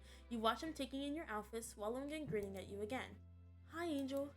Cove, fancy seeing you here. He opened his mouth to speak more, then paused. Cove checked the time using a clock hanging on the side of the wall and addressed his parents. We gotta go. Even if there haven't been time on the real discussion, you felt relieved about the positive reaction. He abruptly headed towards the door. Come on. Where's the fire? Isn't there something you want to do before leaving for the dance? Cove froze, wincing at the call-out, while his dad continued to smile encouragingly. Curious, you watched Cove unexpectedly. It was hard to imagine that he wanted to do something before heading out, or what you had time for. Your mom's warning about not taking too long echoed in the back of your mind. We can do that later. Right, sorry, I could have said anything. Have a blast, you two. And I'll return your son in mint condition. See you. You follow Cove into the street. Cove sighed, wrapping an arm across his forehead. Seeing the look of your face, he shook his head. It's okay. I'm fine. It's nothing. That was good news. You didn't think Cove would get much fun out of a party if he went in already feeling bad, but it didn't explain his actions or his dad's teasing question. What was your dad on about? His expression grew pain, his brows creased in his mouth, furied as he avoided meeting you in eyes. You might have just gotten worried, if it's not for the flush and the coloring of his face. He's just embarrassed. Cove drew himself up before responding. Dad's been making a big deal about everything ever since he found out about this. He gestured vaguely between him and you. How I'm dressed, how I should prepare, what's going on, what's going to happen. He even looked up the precise definition of a party twice in 2 dictionaries in case one was wrong. I didn't realize we had to do homework for this party. He wanted to make sure I would know what to do at 1. So after he figured it out, he had to make sure to tell me about it. He exhausted, smiling cheaply. Don't worry about Sorry for complaining. It's not your fault. It's not really his either. It's okay. Thanks. I was trying to get somewhere with that. Both my dads and moms insisted that, since this is a... He paused, pushing their hair back from his burning face and forced himself to continue. It's a date and kind of a fancy party. I need to bring something for you, for inviting me. The conclusion of the story caught you by surprise. You blinked, unsure if you slacked too much on your own preparations for the night. You got me a present? Not really. Just this. Cove reached behind himself to take something out of a back pocket. His hand returned to view with him holding a single small hibiscus by the stem. Cove threw his gaze to the floor, shyly inching his hand closer to you. Hibiscus are so cute. I love it. He twitched ever so slightly. Was that on purpose? You remembered my favorite flower and got one for me? His voice cracked under the strain of being confronted on what he had done. Yeah, that's what I did. You're so wonderful. He's fired a weak laugh after sharing shits rather than humor. I'm not. You're the one who... No, I think you are. Okay. He didn't hold his ground at all. Why didn't you hold your ground, Cove? Oh my god. He didn't have it in him to continue the conversation, even if that meant not being able to refute your assessment. Then you accepted the flower from him. Cove straightened himself out in response. So we're gonna be late if we keep standing here. Right, we better hurry. You return home, Cove and tow. Your moms welcomed you back. You expected them to pile you outside immediately, but the urge was momentarily stifled as they caught a sight of the flower clasped in your hand. Thankfully, other than sharing an infuriatingly knowing smile that took it in stride and didn't say anything. Mom's smug look vanished as she caught sight of the clock. Purpose remembered. Your moms whisked you out once more into the car and off to your destination. You pulled out and okay, I pulled up at the country club. The sun had sunken deep into the horizon, the last of its light secretly warming the oncoming night. Your moms led the way into the space around the back where the event was being held. The space had been transformed through decorations, with small tablecloths and elegant ribbons contributing to a festive atmosphere. Musicians played in matching black and white, were setting up their instruments and flicking through pages of sheet music. And as promised, there was a table covered in plates of carefully prepared food. Destination reached, your parents rounded you in Cove. Things haven't kicked off yet, but don't let that stop you from enjoying yourself. Have fun. We'll be around if you need us. See you. Bye. Cove waved your moms off. Once they retreated to a distance away, you found him watching you expectantly. What now? It wasn't a question, but a plea for help. You could tell that he definitely didn't know what to do with himself in this situation. We have to wait for some things to start, like the band, but there's stuff going on already. Cove poked up. Perked? What? That's a 5-word sentence. How am I struggling? Cove perked up at that sentence. I hate reading so bad. Oh, do you want to do any of those? Whatever they are? Introduce Cove to people at the country club. I know most of these people because I've been by here a lot over the years. You can meet them. Sure. And they all want to know about my mysterious guest. It'd be cool. I'm not really mysterious. And I'll be even less mysterious if you introduce me. That just made you laugh. You beckoned him to follow you and meet the other guests. Most of the attendees skewed significantly older or considerably younger than the two of you, but only a few people around your age. Naturally, Cove greeted them with his easily warmth. Not that there were any difficulties. Sorry, could you repeat your name? It's Cove. Cove? They rolled the word over their tongues, clearly surprised. How unusual, but lovely, of course.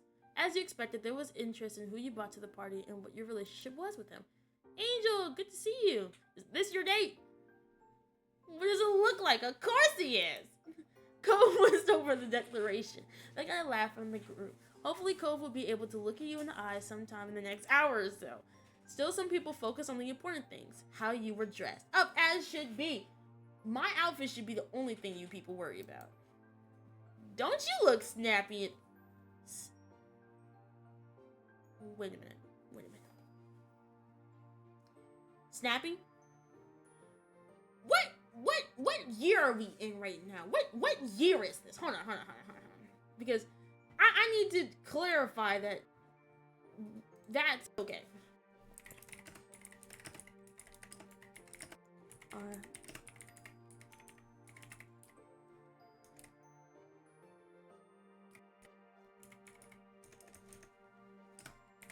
Take place.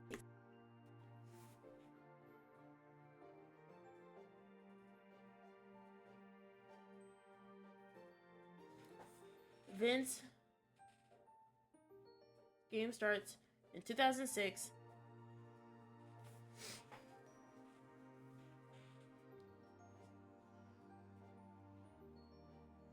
Okay, that doesn't answer my question. I feel like Steam can answer my question. Christmas. impossible to figure out the contact clues on what was done. The world falls in 13 minutes ahead and they're still using landlines. And in between elsewhere. Another same sex member who California, the same sex adoption was legalized in 2003, but maybe the game didn't go by these rules and it surprised me. Okay, so we're 2011. So Snazzy's okay. So step 1 takes place in 2006. Step 2 takes place in 2011. Step 3 takes place in 2016, and then step 4 takes place in 2021. So we're in 2011. So I think the Snazzy is okay in context. You scrubbed up well. Okay, no, I'm now not accepting any of these. With the basic niceties taken care of you, you moved on something else to pass the time. Took a seat to relax. We should pick out a table. Okay. You found a place to sit at the edge of the party area, where it was quieter with few people bustling around. You pulled out a chair and sat down. Cove already sat, was stretching. These clothes are kind of uncomfortable. He flexed an arm at an elbow, frowning before twisting it back behind him. Yeah? My arms can't move the same as normal, like I'm going to rip it if I do anything. I don't mind it. That's cool. I might not either if it didn't pull away at me every 5 seconds. He toyed with one of the cuffs of his shirts, wedging a finger between the fabric and his skin. Watching him struggling against his clothes, you thought of how apprehensive you've been about selecting your outfit. I had a really hard time choosing what I was going to wear. You did? I can't even see you looking bad no matter what, but I know what you mean. Cove breezed past the high praise you have casually given a look down at his outfit. I really feel weird doing something for this too. Did your mom tell you what to wear? This was all me. Yeah, I should have known. He smirked and settled down in his seat, just a bit. Now that you have a spot of your own, I'm saying the chat with Cove. I don't gotta eat yet. In no time at all, the sun set. Whoa. We're gonna go check with the snacks. I lied. I want more dialogue. We can go eat some food now, even if the music hasn't started yet. That's okay. It's not too soon. Yeah, I don't like these parties because of the free food. I knew you would come just for the free food. Yep, I wonder what they have this time. No one will mind, really. I like the party because of the free food. Let's go check it out. The two of you wandered to the refreshments table. With it being as early in the night, it had been barely touched, and any of the plates were nearly pristine as they left in the kitchen. The offerings were all tiny and bite-sized, ready to be picked up and sampled. It was immediately apprehended that there were plenty to choose from.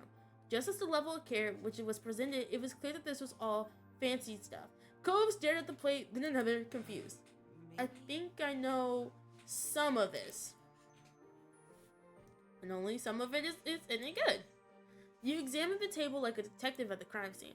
That one is so sour your tongue will shrivel up. It looks like chocolate, and it is, mostly. What else is it? Nasty. Cove's eyes were wide as you guided him through what was on offer. It made you feel sophisticated. Cove squared his shoulders as gearing up for a match. I'm gonna try it. He picked up a plate and took one appetizer, then another, then another. You soon realized he was taking one of every type. There's no prize for eating it all. You only gotta take the things you want. I don't know what I want, so I'm figuring it out. I only picked out certain options. As much as you liked the food on offer, you knew your own limits and preferences. Cove nibbled his way through everything the side press had. The results of his endeavors were mixed. He was revolted by some of the things he tried, openly screwing up his face and rushing to find a drink to wash the taste away. Yet these bad experiences didn't stop him from plowing through, moving on to the next snack with an open mind. There were some foods he was neutral about, dismissing them with a shrug, but the best of all were his reactions when he stumbled across something good. Each time caught him by surprise, his expression morphing from weary curiosity to skeptical interest before making way for astonished enjoyment. Regardless of how he felt about what he was currently eating, you could tell he was having a good time just being free to eat whatever he laid his eyes on. You were satisfied with the limited selection you had. After going through a round of sampling, continue munching on refreshments. In no time at all did the sun set in fully. The lights faded in, and the opening notes of the band's first note ran out. You and Cove stopped what you were doing, turning to contemplate the party that has been steadily unflaring while were distracted. It was much busier now, both in terms of people and activity. The first steps were taken on the dance floor. Some kind of iffy about it, but others being eager, even if the band hadn't started playing. The consistent level of chatter would have been assured it wasn't a quiet night. With the party now in full swing, your options have increased it. We're gonna go see what moms are up to. You scanned the partygoers looking for your parents. They've been excited for tonight, and you were curious as where they were enjoying themselves, whether it was they wound up doing. Whatever they got into, though, it wasn't visible from where you and Cove were now. Hey, Cove, can I go find my moms? I don't see them. All right. Okay, I'll come with you. You led the way, peering around and trying to guess where they might have occupied themselves with. It wasn't long before you spotted them out in the center of the dance floor, hands entwined as they slowly danced together. You came to a halt, causing Cove to bump into you from behind. He opened his mouth to ask why you stopped, then closed it as soon as he noticed what you were looking at. Watching them sway to the music, Cove smiled. Your parents seem happy. I think so too. You didn't know how to follow that, so you stayed quiet. Your parents only had eyes for each other, but eventually Ma managed to look away from Mom long enough to catch your gaze. Her eyes widened, quickly followed by a bright grin. She retrieved one hand, her other still holding on to Mom, and used it to wave towards you with wide, frantic motions. She even began to hop on the spot, just in case you might have somehow missed her. Mom had spotted you too, and lifted a hand to her mouth in order to call out to both of you. Hi, Angel. Hi, Cove. Hi! A few people turned to look for the source of the commotion as she shouted from across the way. It might have been strictly in keeping in with the general air of the event, but neither were the small children doing jumping jacks on the dance floor. Cove casually lifted a hand and gave the stiffest of waves. Your eyes met his twinkling ones. Back on the dance floor, your moms laughed at your reactions before resuming their dance. I asked to dance. So, you wanna dance maybe? Hey Cove, let's dance. Cove, can I have the pleasure of your company on the dance floor? Come on, it's time to dance. I like to dance. With you. Is that okay? Really? He blurted out the word without thinking, then clamped a hand over his mouth before anything else could slip out. Of course, really. That's why I invited you to a dance. Dummy. Cole sucked in a deep breath as trying to inhale confidence as well as oxygen into his lungs. He gave you a single serious nod before holding a trembling hand out towards you. I'm nervous too, bro. Taking in a steadying breath, you reminded yourself that nothing here could possibly hurt you, physically at any rate. This train of thought was leading you down the tunnel of a potential embarrassment, so you tried to keep your mind on the moment. You took Cove's outreached hand. His skin was hot and damp, but yours was probably no better. You squeezed it, giving him an empathetic smile, and together you made your way onto the dance floor. Where's Terrell? On the dance floor. Beep, beep, beep, beep, beep. Y'all see that for white chick, whatever. You took your place standing before each other, hands still entwined. Frowning, Cove assessed the situation, trying to puzzle it out like a math problem before putting his remaining free hand on your shoulder. You positioned his hand to your waist. You repositioned your hand to your waist. Gently, you took his hand from his shoulder and moved it lower down for the dance. His eyes shook at the touch. From how tense his arm was, you knew Cove was fighting an urge to pull away, but ultimately he smiled shyly at you and his grip on your other hand tightened. Cove towered over you. You'd long been aware of your height differences, but readying yourself to dance have brought them more to the forefront. Cove awkwardly glanced down at you from the corner of his eyes, looking almost empathetic. The music had begun. You both moved, eagerly trying to catch up to it, but your feet took you in opposite directions. Fumbling, the two of you shuffled from side to side, attempting to mirror each other's movements, but always winding up at odds. It was difficult. Cove was struggling just coordinating his own limbs to the rhythm, let alone matching your movements. When Cove's foot ghosted over yours, it was decided to be safest for everyone if you just simply swayed to the tune. You rooted yourself to the floor, your torso gently moving to the sound. Gratefully, Cove kept his movement small and subtle in the same way. It was all fun for a while. You weren't going to win any dance of colossus with Cove, but that didn't stop you when you were treasuring being so close to him. Cove stepped out of sync with the music, knocking against you. He flinched back, nearly pulling you over in the process. You took a hand from him and held it up, halting proceedings so you both can get your bearings once more. We should have stuck to the hokey pokey. It's okay. Dancing is harder than I thought. I'm setting you up for dancing lessons. You quietly took a breath. Should've did the hokey pokey, bro. Hokey pokey's fire. You put your right foot in, you put your right foot out, you put your right foot in, and you shake it all about. You do the hokey pokey and you turn yourself around. That's what it's all about. Sorry. Seb laughed and Cove looked off. Maybe we should've. Then you took Cove's hand once more and gingerly resumed swaying to the music. Cove reluctantly followed suit, his steps small and apprehensive. He mumbled something quietly. This is a long song. You weren't sure how to take it, whether it meant that something was wrong or Cove didn't really like dancing, or didn't like dancing with you specifically. It made the last couple minutes of the song uncomfortable, as you weighed what to do and say with Cove. When the musicians have laid their instruments down, Cove dropped your hands as if they were burning him. He trailed off the dance floor as quickly as he could without breaking into an outright run. When you caught up, he said nothing. You tried to get him into doing something else, but electing anything from him was now impossible. You focused over Cove, wondering if he was finding the evening. He sighed. It was so quiet and obstructive that you wouldn't have caught it if you haven't been watching him. His gaze was roaming. With how far away his eyes seemed, whatever he was searching for couldn't be found at this party. He turned to you before you could say anything. I want to sit down. We can do that. Coveman began to move and you instantly followed him. Yet instead of taking a seat at one of the many free tables as you expected, Cove ignored them as he perfectly strolled out of the party area. Cove, there's seats right here. You called in and seemed to register with him as he continued forward, out of the greens of the golf course. You went after him, trying to watch out for the uneven ground foot. The clods of earth dislodging in the game of golf were perfect for snatching unwary feet even in daylight. Up ahead, Cove didn't appear to have any difficulty traversing on the uneven land.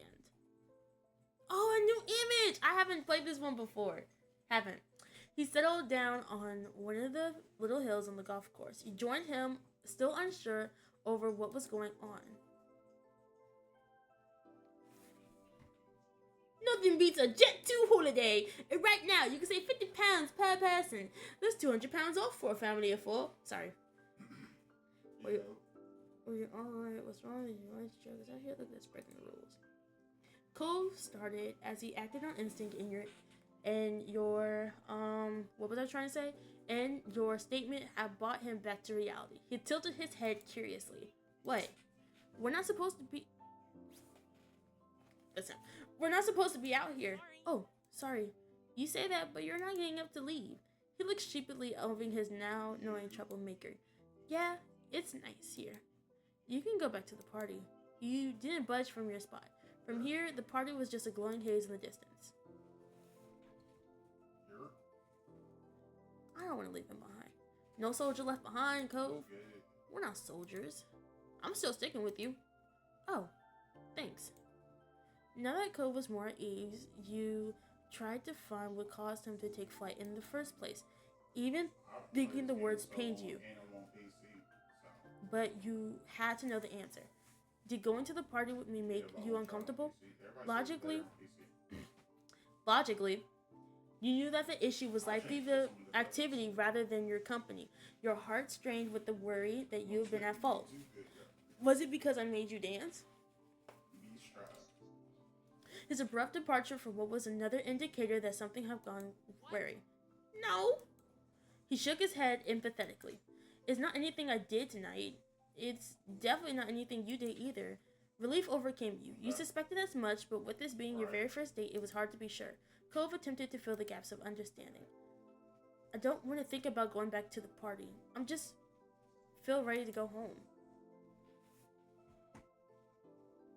I'm sorry you're not having fun anymore. Cove stared off and his words felt just as distant. It's okay.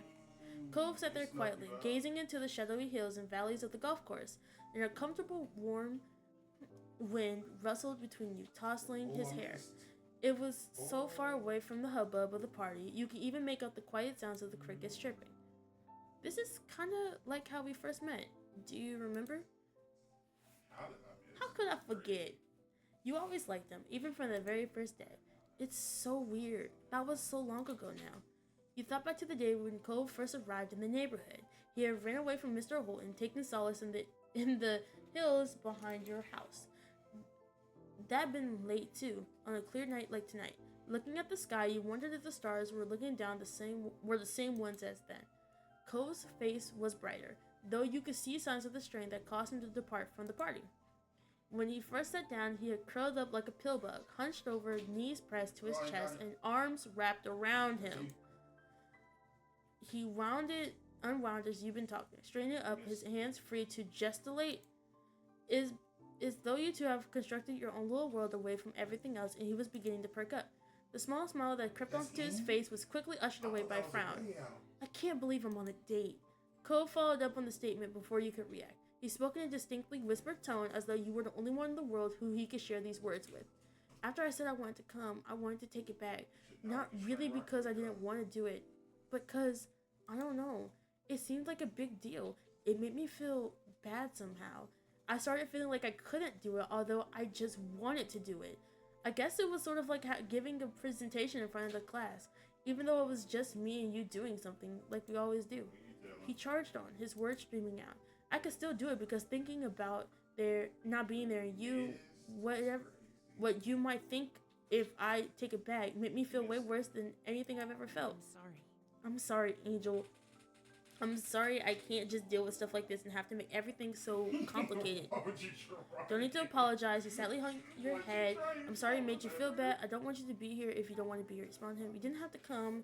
You could have told me. So just smile. You said I don't remember how to do that. No. You didn't have to come. You could have told me. After all this, you've just been feeling bad. Why did he put the both of you through this? Why couldn't he have just said something sooner? I wanted to come. I'm not wishing I stayed home or that this party never came up. It didn't sound like that. You wanted to take it back. He moved his head to look at you straight on, eyes meeting yours. Yeah, I did, but that's not because I hate parties or because I hate you. I never could. It's just me. There's a lot of stuff I want to feel okay doing, and I just don't. I can't explain why. I don't even know why. The problem is that isn't that someone is trying to include me. You're the one that doesn't have to keep doing things. I'm sorry. I'm like this. I always am, and then I make you feel bad. No one's gonna force you to keep trying, but if you do, then I'm gonna keep trying too. When there's reason I want to do, when there's something I want to do, and I start feeling bad for some reason, I don't want to give up to that and run away, especially if it's for you. He flushed and had to break the fragile eye contact made. Because, I want to keep doing things with you, no matter what. I don't want you to stop wanting me there. Because when I do, whatever it is for real and you're with me, it feels better at the end. It always does. So thank you for inviting me, Angel. It was something really special. Thank you. Thank you for something that's special to me too. You're pretty lucky to have me. You're pretty lucky.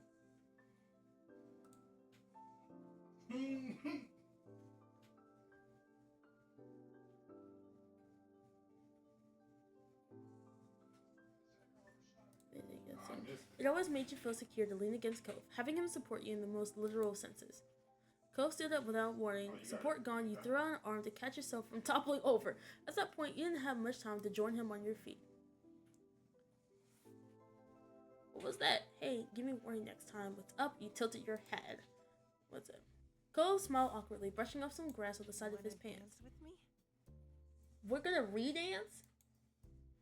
We already did that. You were there. I know, but it's a dance party, right? And I think he trailed off, brow furied as he was trying to figure out the answer himself. Nodding slowly, he continued, I think I'm gonna dance with you again before it's over. But the only words he had expressed had to explain gone. He just held up his hand to you. His expression was soft. I want to dance with you too. Then you reached for his hand and took it in yours. Cove bit his lip as your fingers intertwined together, his cheeks reddening. You returned hand in hand, with the party reaching an end of a long ending. Dancing couples become scarce. One pair amongst many were hard to notice. He was right there. But now the space between you would act as a spotlight. Not that there were many left to watch you. He was still at ease, even buoyed by the crowd. This time it was a spring in his step as you walked into the dance floor together. Cove kept hold of your hand and you've given him back on the little hill. Remembering your earlier attempt at dancing, he placed his free hand on your waist all on his own. Although with a touch of trepidation, Cove hesitated while you waited for a sign. With the song in progress before you stepped out to dance, there was no signal for the right moment to begin. The same thought occurred to Cove, who struggled to his shoulders to keep informed. Taking that as your starting point, you cautiously began to sway. Cove readily followed your example. You danced wordlessly, dim aware of the music guiding you. You were more focused on Cove, whose attention was firmly fastened to you. Unlike before, when he had nervously looked down at his feet as if trying to keep them in check, his eyes were steady. He didn't even allow himself to be shaken when your knees knocked against each other and you both briefly fumbled your steps. Instead, he chuckled, and it was as soft as the roll of the morning tide. His lips curved into a shy crescent. You have been drifting into a dreamlike state, but that expression, the one that you haven't seen before, pinched you back to reality. Your heart was caught in a clinch, held tight and yet straining with the effort of thumping harder than ever than it had after any amount of physical exertion. As in response, his hand began to hold yours with increased strength. He pulled you ever so more slightly towards him. Thoughts about what it meant or what had happened next with this over ease, and the both of you were able to simply have this dance. Time fell away as you took in the small moment. All too soon, the song reached its conclusion. You could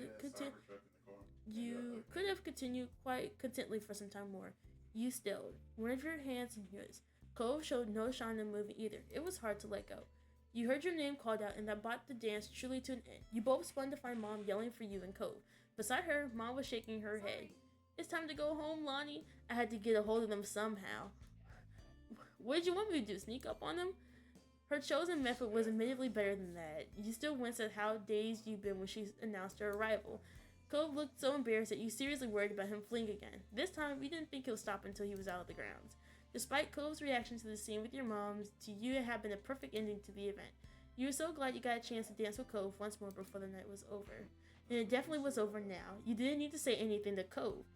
The two of you marched wordlessly over to your parents, who were still bickering playfully. Standing shoulder to shoulder, your parents surveyed you and Cove. You wondered if they were checking that they were returning Mr. Holton's son in the same state that he left the house. That was quite a night, huh, gang? Wasn't it just... Cove managing a self-conscious smile. Yeah. Ma was smiling too, with an expression so soft that it would have cradled a newborn chick. Well, And how was your very first date? Please don't start on them already. It technically hasn't even ended yet. Fine. Good. Well, we better get ready. We better ready ourselves to get back to Elizabeth. If we're lucky, the house might still be standing. Oh, hush. She swatted your mom playfully, laughing at the comment. You cast one last look at the party. You saw people exchanging farewell and suppressing yawns.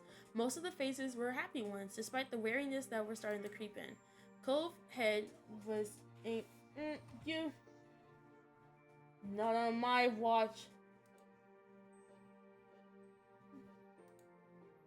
Not on my watch. Cove's head was angled away from you. As you watched, wondering what he was looking at, he came around and met your gaze. It was a little strange. Though it had only been a few hours of your life, you felt a little older as a result of attending a party. It was like a step away from the world of your childhood, where dressing up is reserved almost exclusively as a form of play, towards something new that you haven't yet grasped. Turning away from the final moments of the party, you shelved that thought for another time as your moms eagerly led the way back to the car. As you and Cove tailed after them, you felt childlike once more. Oof. Lord, my throat. It's dry. That was short. Short but cool.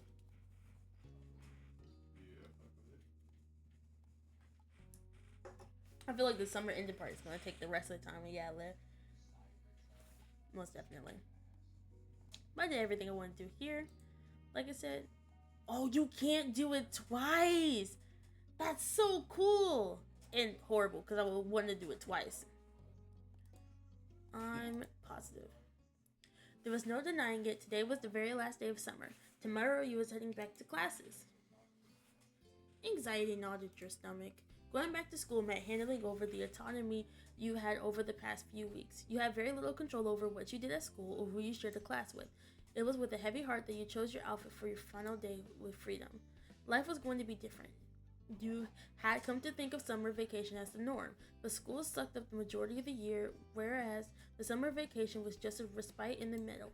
So rather than it being different, it was kind of a returning to the normal. What did your normal life really mean? You considered how fondly your moms talked about their summer vacation as kids. You dimly recognized that 1 year the pattern of school and summer itself would be over for good. It was hard to imagine. You've gotten distracted, one arm still out of the sleeve. You pulled it through and put your mind back to the present.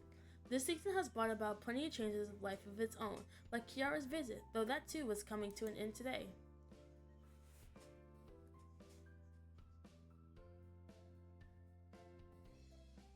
I was happy that I was finally got the chance to know her. She was interesting to be around. You liked how easy it was to talk to her. You finished dressing, which was good. Cove would be there any moment. You agreed to see his mom off together. Officially, it was the plan that he would come over to bring you around to his house, but she was ready to set off. But you both knew that you'd be hanging out for at least a little while beforehand. Kiara's visit has troubled Cove when it first happened. It had been a sudden change thanks to Mr. Holton's infamous tendency to surprise people, but once he was able to adjust, he'd been pretty good spirits with her around. It was a relief for everyone. You turned to your desk where the box. Continue your accessories beside you. You got out, girl. I bought an anklet.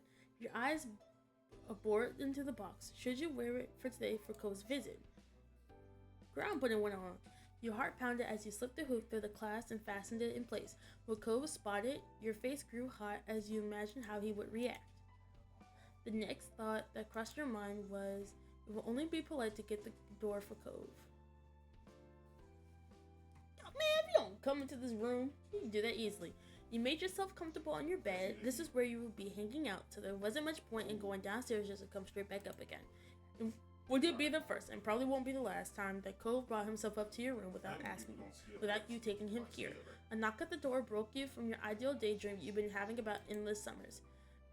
You recognized the sound immediately, different from the cheery tune Mom rapped down about when she wanted your attention or Mom's direct beats, and Elizabeth tended to skip knocking completely. Those knocks were just hard enough to hear and have uncommonly loud pauses in between. They were Cove's. Come in. Cove opened the door, smiling casually as he caught your eye. Hi, Angel.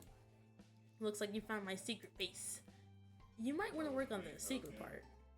He stepped further into the room. With other guests, you might have offered them a seat, but you and Cove were long past those tentative stages of friendship. Your room was as familiar to him as his own. You watched Cove sat down in your desk chair, his preferred spot. He rolled it closer to the bed to make it easier to chat, tweaking the angle so that he was facing you fully. Once happy with the position, he leaned in towards you, hands held in his lap. His actions weren't one of the ones someone who planned on moving from his spot anytime soon, even though you had an appointment to keep together that day. Whoa, when is your mom leaving? Don't worry about it. We got some time. She still got a shower and stuff before she goes. She didn't want me to just keep hanging around when she was doing that.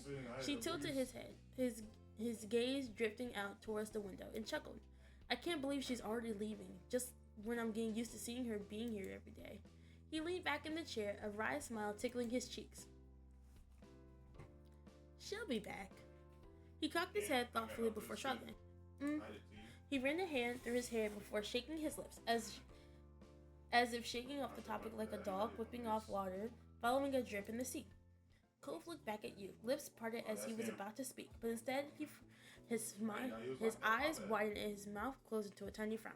Something has caught his attention, something wrapped up around where the end of your leg meets your foot. He cast his eyes back onto your face and down at your ankle, then back at your face. He repeated the process once, twice more, as if struggling to hold the two items in tangent. Maybe he was weighing up whether this would be a coincidence or not. Or maybe he was too shy to verbalize his thoughts, or were trying to find the words, and this was the most he could manage. The attention made you feel bashful, amused, thrilled, regretful, pleased. The whole plan was for him to see you in it, and you succeeded. While his attention was still divided between your ankle and your face, it was totally on you. On his next glance back to your face, Cove saw your expression had shifted. You watched as his bewilderment eroded into mortification as he realized he'd been caught staring. He quickly spun in the chair to face the wall instead, allowing you to glimpse the flesh that spread all the way to his ears.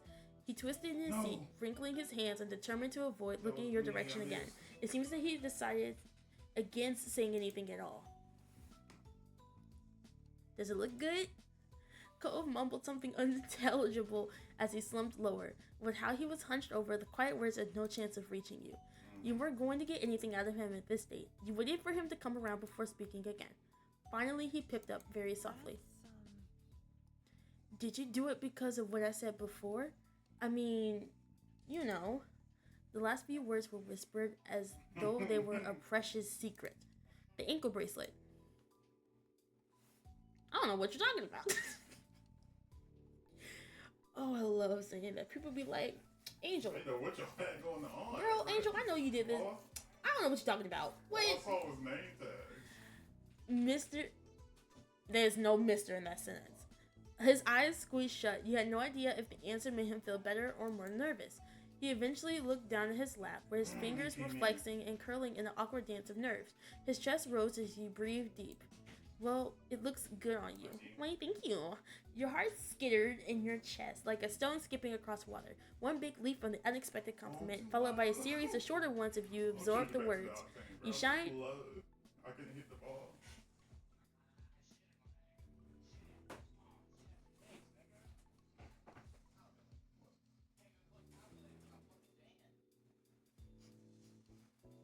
Thank you. He was looking at you again at last and returned to smile shyly. This really couldn't have worked out better, you thought. And then there was nothing else he could add after that. The conversation lasted into another comfortable lull. Cove swung his feet underneath the seat of the chair, eyes resting on you. Having him over here was so nice. No matter how you spent the time, you always felt better for being in his company. You couldn't help but adore him, both as a friend and in a way that plucked at your heart, a vague yearning for something more. Maybe it was because summer was almost over that your feelings were rushing in on you now, like a high tide at the end of a long day. Summer was such a meaningful time for the two of you. Not only because it was when you first met, but because it was a season that you could spend almost entirely as you please, and you both chose to spend it together. You want to let Noko, I'm telling you what. Now was the time. You couldn't go another day without expressing these feelings you've had. Just go for it, man. Just go for it. You rose from the bed and stood resolutely. There was such a statement of intent in your actions that Cove raised an eyebrow, curious. As you strode towards him, he lifted his head from the rest as he made of his aunt. Angel? You stopped in front of him, your heart pounding. Shaking out, I love it. Just go for it. You bent forward, leaning towards Cove in the chair.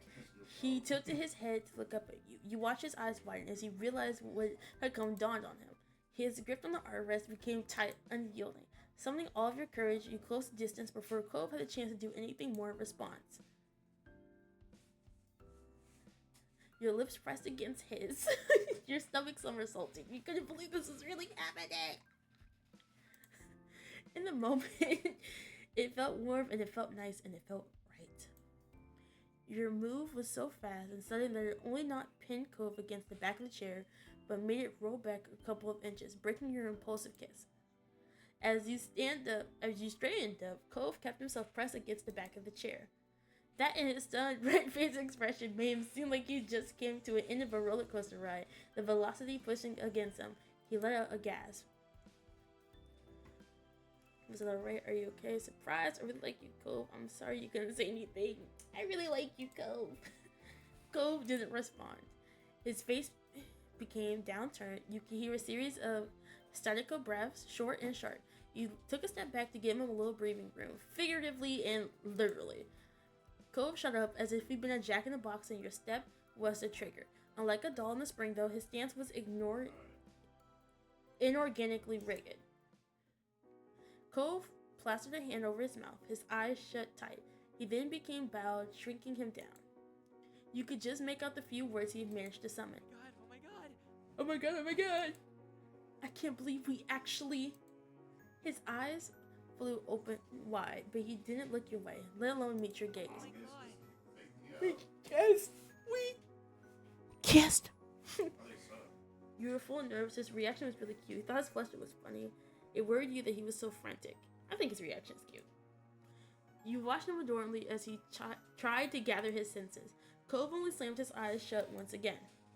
Did you like it? Was it bad? It was nice, wasn't it? Cove, it's okay. I did something wrong. Did you like it?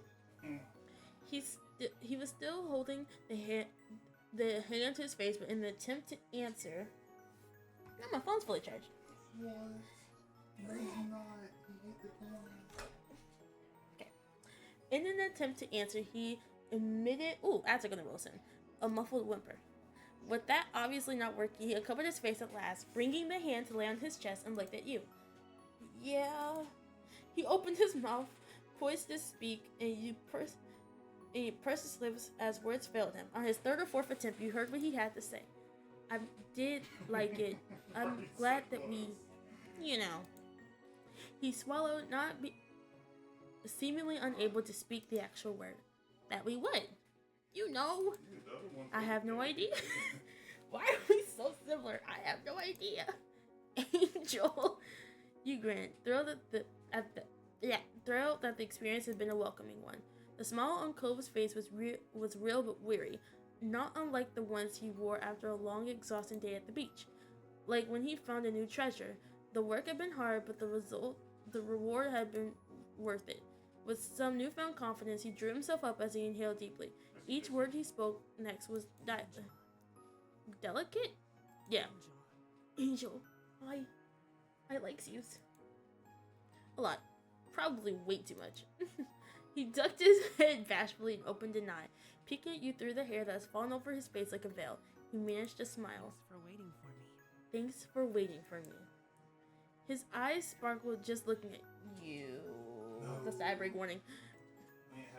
His affection transparently clear. He never could hide what he was feeling, and you couldn't be more grateful for that today. You smiled at him, you hugged him. I like you too. You breathed a sigh of relief. I like you even more. Cove squeaked out a nervous giggle. He curled his hand into a loose fit and brushed the knuckles idly against his cheek. Words evaded him as he opened his mouth and closed it again. I don't... He gave up on finishing the sentence, instead of just smiling again. He rubbed his eyes with the heel of his hands. It was an action usually reserved for much later in the day, but at this point it already felt like a long day. Cove then pressed a hand to his creased forehead. Oh my god. Does this mean I'm your boyfriend or something now? Should we tell our parents? I don't know what Dad or Mom would do. There's just a lot of concerns in there. You honed in on the simplest. There was no way your moms would let you have a boyfriend, even though that would juxtapose with Cove's name. Even that word juxtaposed with Cove's name made your heart race.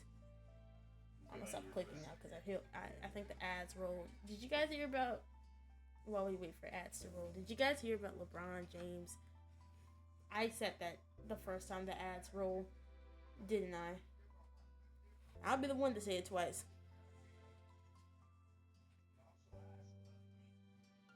What was I trying to say?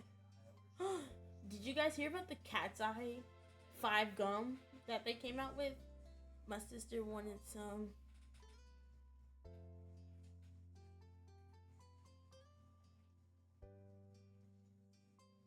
And I'm like, I think it's probably like $100. I don't even know how much it is. I just know that she wants it. You know what's crazy? I don't see the ads notification, and I've been waiting for 2 minutes now. And I am mildly concerned. So I don't think it's gonna turn on at this point. Did I accidentally dismiss them? Nope, they just kicked on now. That's great. I don't know. I'm just trying to think, cause like nothing much has really happened. Markiplier got married? Oh my god, that's so awesome. They got engaged back in February? That's so cool though.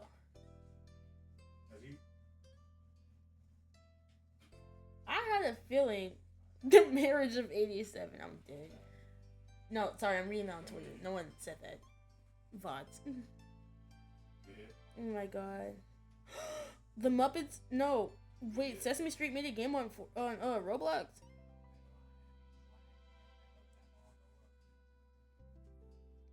Oh, that's so cute. We're gonna have to play it one day on stream. I don't like scrolling through Twitter too much, but you know, I think it's nice.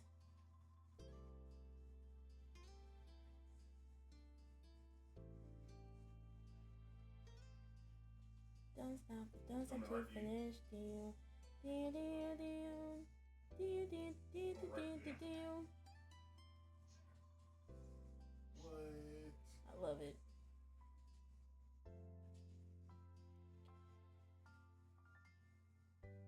Did you guys hear about Wings Club using AI in their okay, I like watching Wings Club. The old one, not the new one. But the new one, they used AI to make their commercial, so they basically AI'd kids, and no one likes that. I don't even like that. That's so weird.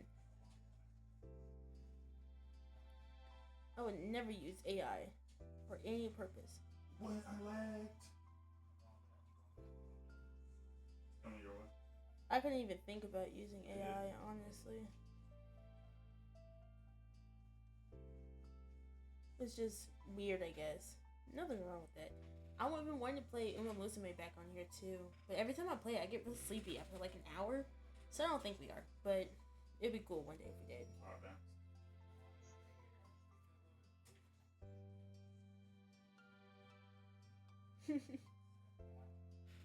man. Honestly, Got back into it. I don't know, chat. I don't know. 3 shots. I'm hungry though. I gotta figure out dinner. Speaking of dinner, bees. Yeah. What's for dinner tonight, I don't know. bruh? This brother here. You don't even know what's for dinner tonight, man. Heart's broken.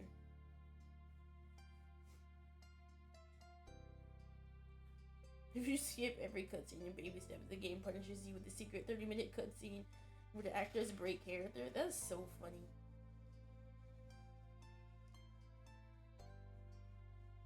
Dude, I never played Uncharted, but I'm pretty sure they will bring it back.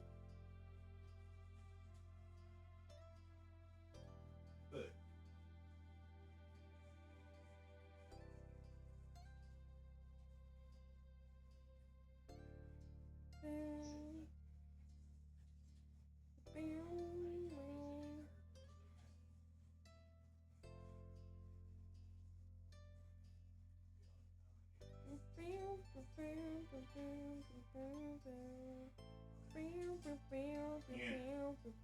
Oh, we're back from that. It's okay. Okay, let's go ahead and hit this clip. Wrong screen. I want you to at least be something, but I probably can't. It's not fair. I wish I was older. Don't run it out. We like each other, and that's what's important. Period. Nothing nobody else thought about your relationship changed when it was between the two of you. Cove lifted his hand from his chest and reached towards you, halting halfway, then slowly, cautiously hooked his fingers around yours. His palm pressed against the back of your hand. I'm holding his hand back. You rotated your hand so that you were palm to palm with Cove, your thumbs crossing one another. We can get it to work. We always figure things out sooner or later. You're temporarily struck speechless, your usual directness punctured by his honest belief in what you had together. Yeah, you're right. We're a pretty good team. Chuckling, Cove smiled at you and tightened his grip on your hand. Angel Cove. The sudden call from downstairs caught you both unaware. You nearly forgotten the world outside of your room. From the guilty look on his face, Cove have done the same. Just had a call. Cove's mom is ready to go. If you're quick, she might give the mandated mother's mothering to a medium. You doubted that, but it was nice to see Mom and Miss Priest had their strange sense of humor in common. Your eyes meet Cove. Wordlessly, you headed downstairs together. Each step on the way was painfully slow, like he was trying to delay the inevitable. His whole body tensed, leaving the house, and Cove froze altogether before you both could cross the street. Oh. The door is open. Dad must be taking her stuff out. He swallowed hard. She's really gonna leave.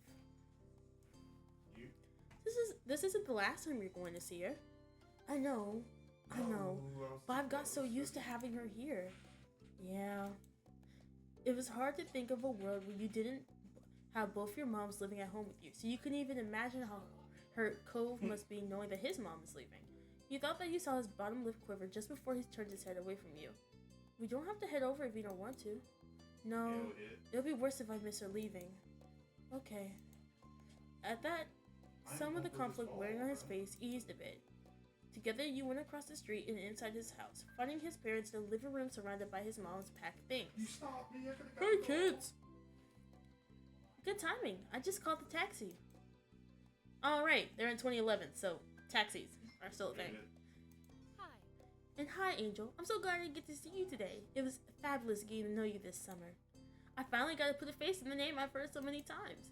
She winked and Cove pouted on cue over the teasing. I'm really glad to have met you too. Hopefully it wouldn't be too long before we see each other again. Nodding, Kiara turned her attention back to her boys.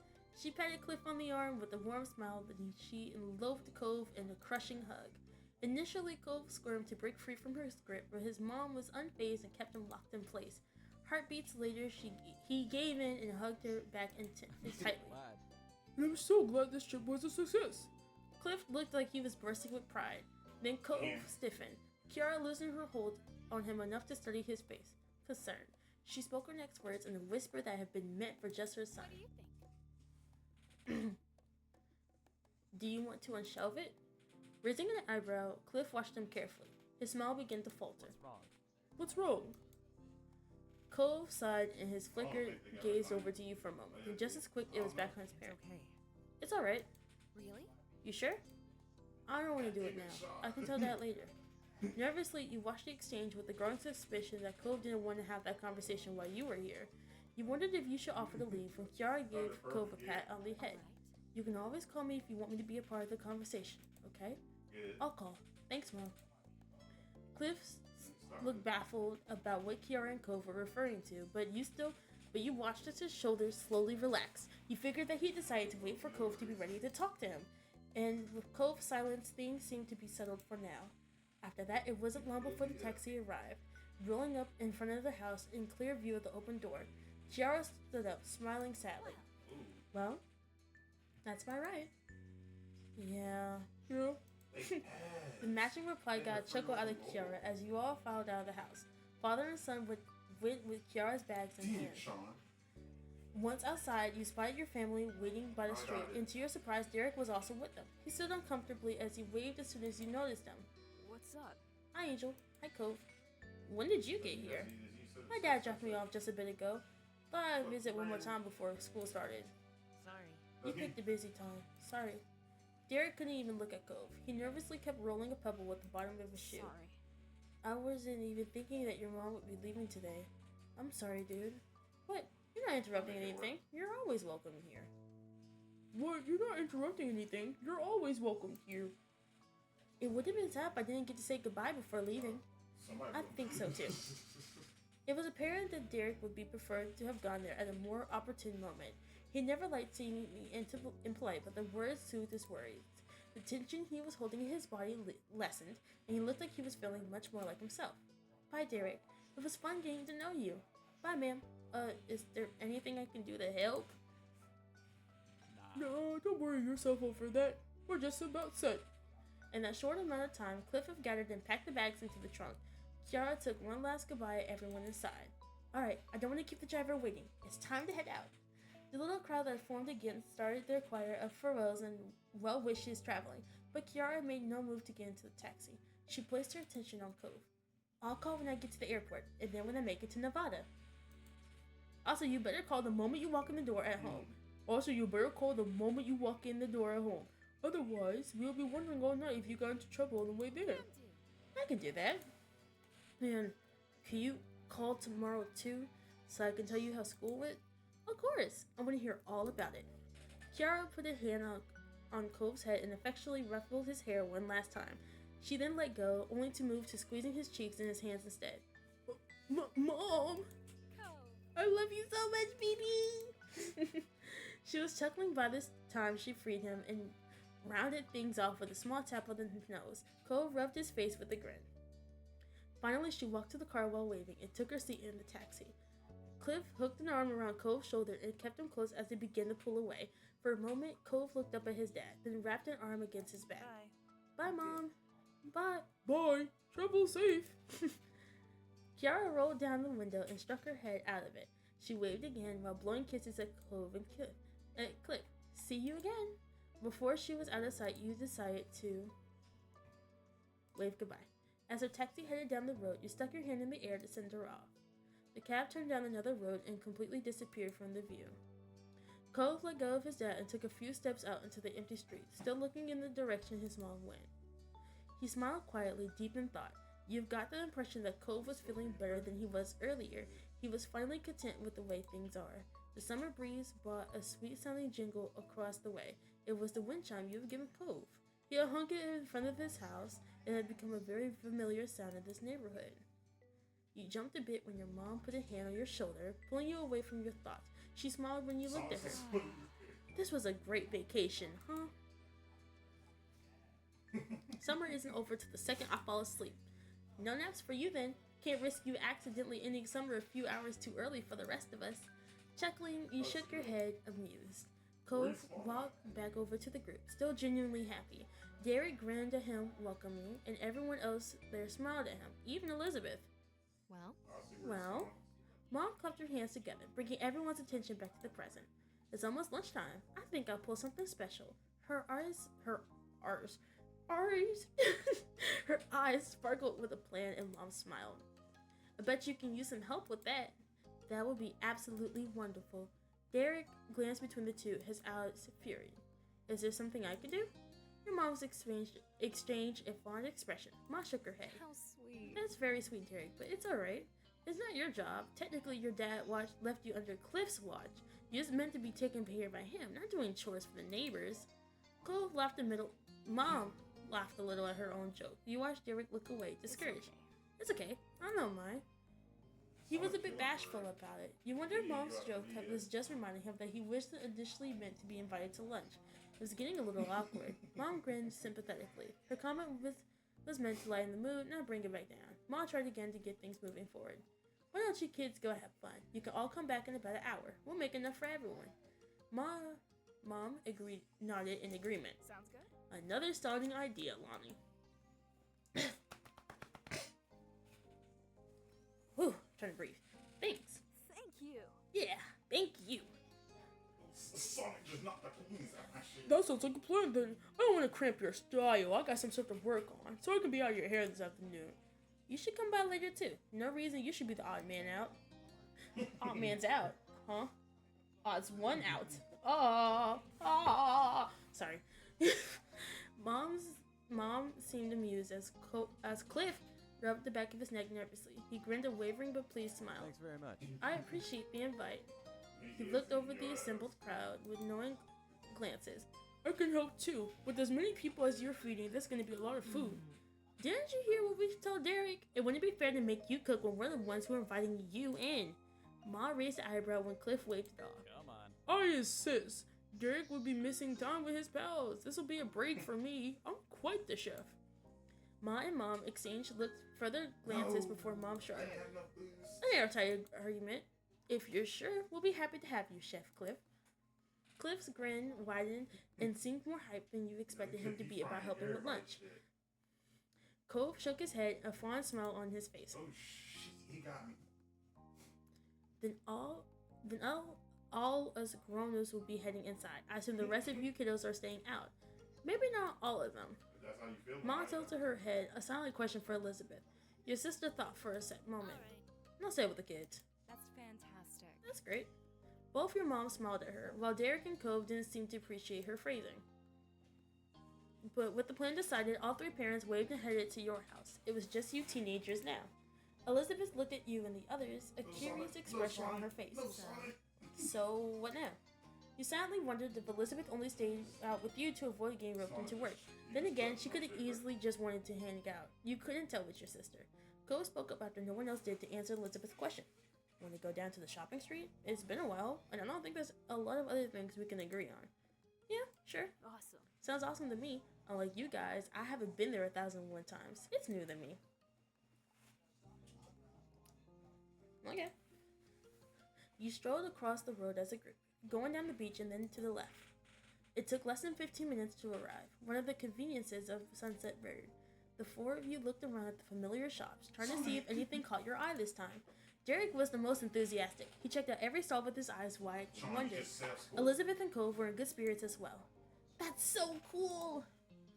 He ran over to a street musician who was currently doing a card trick for a group of enchanted tourists. Derek clapped when the musician showed a middle-aged man his card. Derek turned back to the group with a curious gleam on his face. What does it take to perform here anyway? Do you have to ask somebody, or do you just show up and start doing stuff? Who would you even ask? It's a public street. Hey, Mrs. Mayor, can I pull a rabbit out of my hat, please? Flopsy is well behaved, I promise. Derek chuckled, his eyes searching up and down the scene. Maybe? Maybe there's a boss of this shopping street? No one does any of this around my neighborhood. It's just regular stores behind walls. It's different if someone wants a real store, but here, I'm pretty sure people are just putting on their little shows or whatever they want and do whatever. That's so neat. Would we be allowed to do something too? Cove laughed and Derek began vibrating with excitement. Elizabeth rolled her eyes. What would we do? Well, I don't know what. Not yet, I mean. I just found it a possibility, you know? But if there's got to be something to do. We know cool stuff. I'm sure we can think about it. We could plan a show that would really get the crowd pumped. Someone, So it was a great idea and wanted to be a part of it. You felt he could try his idea on the own. You thought Derek needed to, but it'd be a bad idea. Stat, you gave the I want to be a part of it. Ooh, yeah, we totally should. Woo! I knew I could count on you. Now we just need to act. It will come to us. Right. With some amusement, the gang continued to pursue the stalls.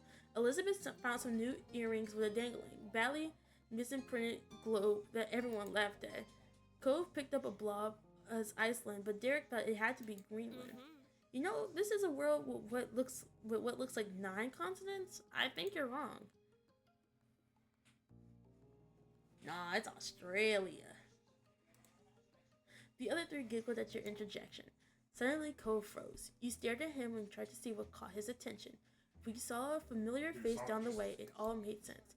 Behind the crowds, his bright hair stood out like a neon green bowl in the kitchen sink. It was Jeremy. He kissed me, bruh. Bruh. It's like they both talking in the background, and I'm trying to talk over him, but he won't listen. It's quiet. Dude, our teammate was bad.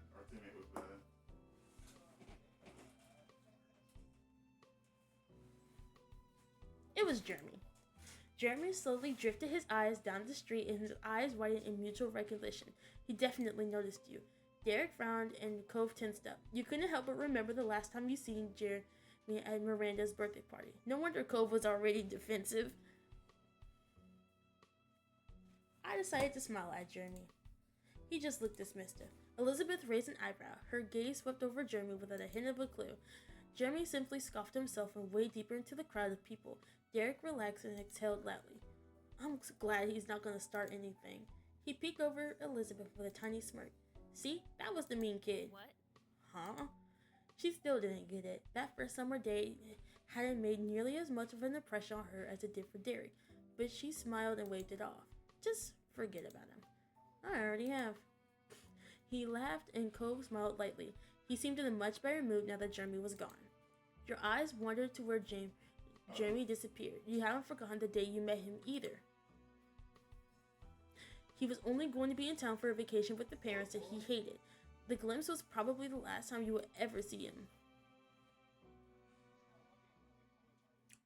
I can go after Yes. I'll be back. Angel, I won't be long. You headed off after Jeremy, cutting into the crowd he disappeared into. It didn't take long until you spied his distant figure. You caught up to him, ducking in between the tourist couple and sidestepping into the side of the street he wandered into. You took a breath. Jeremy? Jeremy's slouched posture stiffened, his neck turned to look over his shoulder. His scowl deepened when he saw it was you. What now? He glowered at you tersely in a silent stretch between you. He wasn't going to say anything more. You're not going to be here much longer, are you? Oh, that's right. That's crazy. I'm amazed a pea-brain like you could figure out that without me having to spell it out. So what? I'm leaving in a few days. School starts next week. It's not like I can live here. What? Teleport to class? Psst. Good riddance. You tried to apologize for at the next time. I thought it'd be nice to say bye. Don't come back. Really wish we could have gotten to know each other. Man, I don't want to know you at all. You just been a jerk. I never want to see your face or your bokeh here ever again. Jeremy stuck out his tongue and stalked off, not bothered to say anything in response. When you couldn't see him anymore, you shook your head. That was it then. You turned around and saw Cove, Derek, and your sister shuffling through the crowd. Derek saw you and ran forward, the other two following close. Are you alright? It was a little weird, but yeah, I'm fine. Thanks for asking, Derek. Jeremy's definitely leaving. He'll be gone in a few days. So what? Okay, who cares about the kid? Cove shrugs in a she has a point kind of way. You nodded. There wasn't anything else to do about it now. Jimmy was unlike anyone you have ever met before. So stupid. You and the group moved on with the stall and from Jamie. It didn't take long for everyone to return to the joking. You all enjoyed what little time you had left as Elizabeth mentioned that the hour was almost up. The little trip has flown by, and lunch must have been waiting for you now. Derek bounced on the balls of his feet. Come on, guys, let's get going so we can eat. I'm starving. Homebound, here we go. Cove stretched one of his arms lazily. Let's go then. You looked at him happy. I'm praying. God, appraising? Carry me. Hey, Cove. Yeah? Carry me home. What? What? Cove turned red, obviously flustered. It's a special occasion. Do you have a better idea of how I can make the most of this important day? Cove sighed and shook his head. Elizabeth and Derek became a chorus of laughter. Pretty please. You jokingly pleaded with him, much to the continued amusement of the other two. Alright. Cove stepped over you. He looked like he couldn't believe what he was doing. Your lips quirked into a large smile. Woo, I knew you'd come through for me! Yeah! He carefully crouched down in front of you so that you could climb on. It took a bit of clambering to get you completely up on Cove's back. However, when Cove slipped his arms under your leg and stood up, you felt very secure. Elizabeth watched with a smirk on her face while Derek laughed even harder. It was fair to say that your antics were entertaining. You were glad Cove went with it. Cove carried you home, but he seemed pretty bashful about the situation. He struggled with how much to grip around you and whether or not he should try to reposition things. But along with that, he also seemed to feel some stride in carrying you.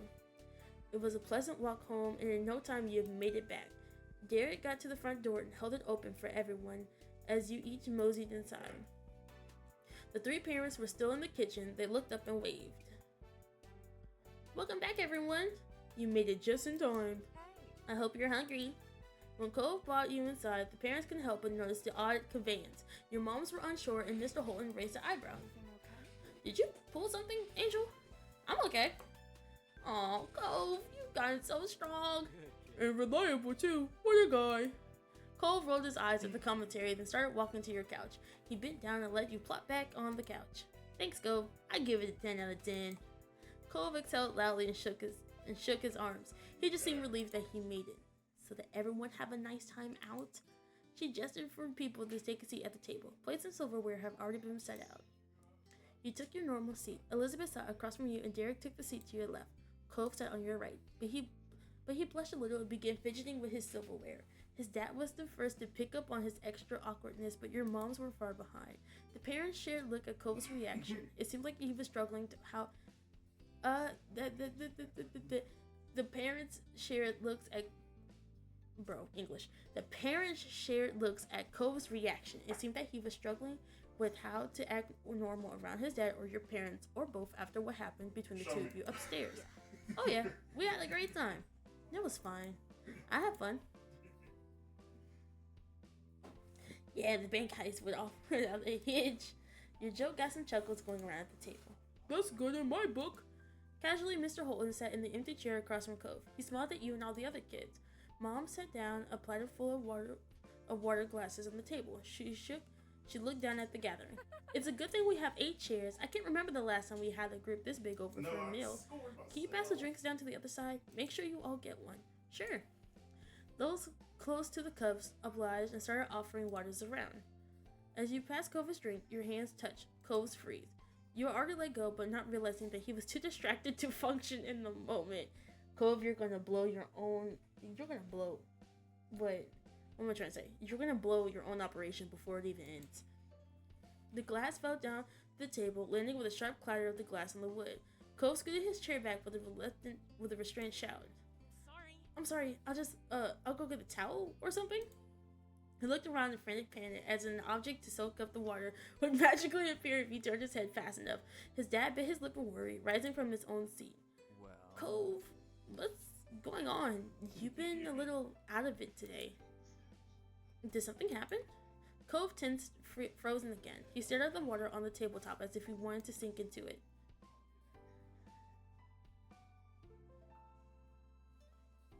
spoke up over Cove. If something did happen, you should wait for Cove to want to talk about it. Trying to make him say things in front of everyone wouldn't be that good. Mr. Holton nodded slowly. He still seemed worried, but after another look at Cove, he smiled empathetically. Well said, Angel. I'm ready when you're here, son. Of course. Of course. Cove sighed a breath of relief and shot you an apologetic look. You gave an exaggerated wink when heads turned away from you. Imagine the bounce up. As everything got set up, Ma chided Elizabeth to take her elbows off the table. Now. And you shouldn't slouch. She pointed to Mr. Holton, who was leaning forward with both arms on the table. They call me Lamar. Oops. Mr. Holton seemed unsure. Why did they keep playing so... What?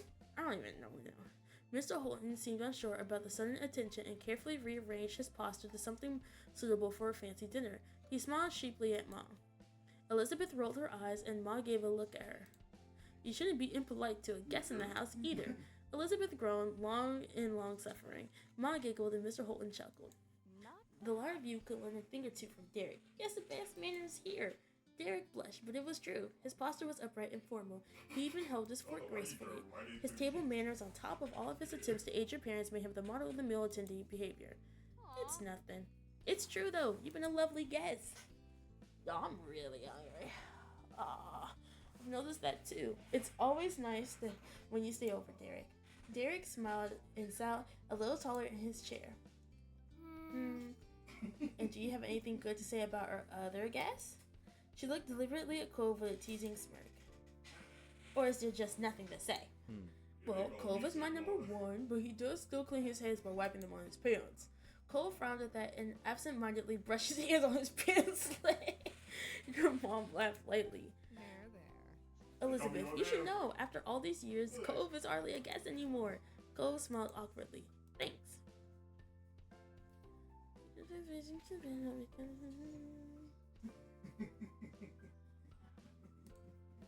It's cool how you know all those manner things. Oh, thank you. He seemed more embarrassed by getting a compliment from a kid his age. Everyone ate their meal together and continued to hang out that afternoon.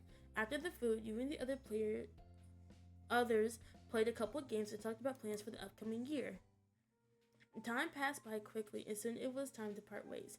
Mr. Holton talked to you and your mom, and Cove drifted over to you, knowing that as soon as his dad finished up, he would be leaving. It would be cool to stay, but we have some stuff to do before everything closes today. Okay. Yeah, bye. You move. I need the phone. Cove raised an eyebrow, and Elizabeth impatiently gestured behind him. Cove realized that he was standing right in front of where the receiver was placed. He stepped aside out of the way and shook his head, clearly thinking Elizabeth was rushing too much. Your sister made a beeline to the phone and started dialing the number of what you figured was one of her friends. Knowing Elizabeth, she was going to be on there for a while. You, Cove, and Derek shuffled closer to the door. It seemed like Mr. Holton was wrapping up his conversation, so everyone started doing their various farewells. Talk to you later. See you later, Cove. We gotta do this again sometime. Yeah, see you. Cove turned to you and smiled slightly. Bye, Angel. I'm ruffling this boy's hair. You had to reach up and stand on your tiptoes to reach Cove's hair, but with enough determination, you were able to tousle it affectionately. Cove had leaned down to help you reach. He laughed when he straightened back up. It was, of course, easy for him to reach down and ruffle your hair in turn. Dude. Seriously, dude, we gotta hang out later. I'm gonna miss you during school. He offered Cove a high five, and the two boys clapped their hands together. Cove and his dad left soon after that. Your parents started cleaning up the house, and Elizabeth was still chatting to her friends on the phone. It was just you and Derek. He elected to stay outside in front of the house to wait for his dad to pick him up. You decided to keep your guest company, although he was originally Cove's visitor. A light summer breeze blew between your hair as Derek shifted his weight from one foot to the other. Thanks for waiting with me. He kicked around the ground, distracted. Dad's still gonna be a while, so do you want to go on a walk? Sounds great. One last trip for the day. The two of you walked down the street again, just wondering whether the destination planned. It was a quiet stroll, too quiet for Derek being the company. You turned to him when you had realized that he wasn't saying a word. That was unusual. Derek always has something he could chat about. You weren't sure if you should ask about it. Somehow you ended up at the old park near the beach. You glanced over at Derek once more. Lord, this is getting long. So we're gonna save. We're gonna save here. And we're just gonna, yeah.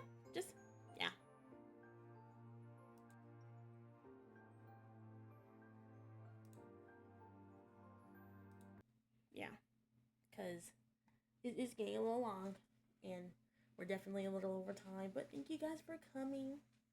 Thank you guys for being here. You know I always appreciate it. I'll talk to you guys Thursday. Yeah, Thursday. Bye-bye.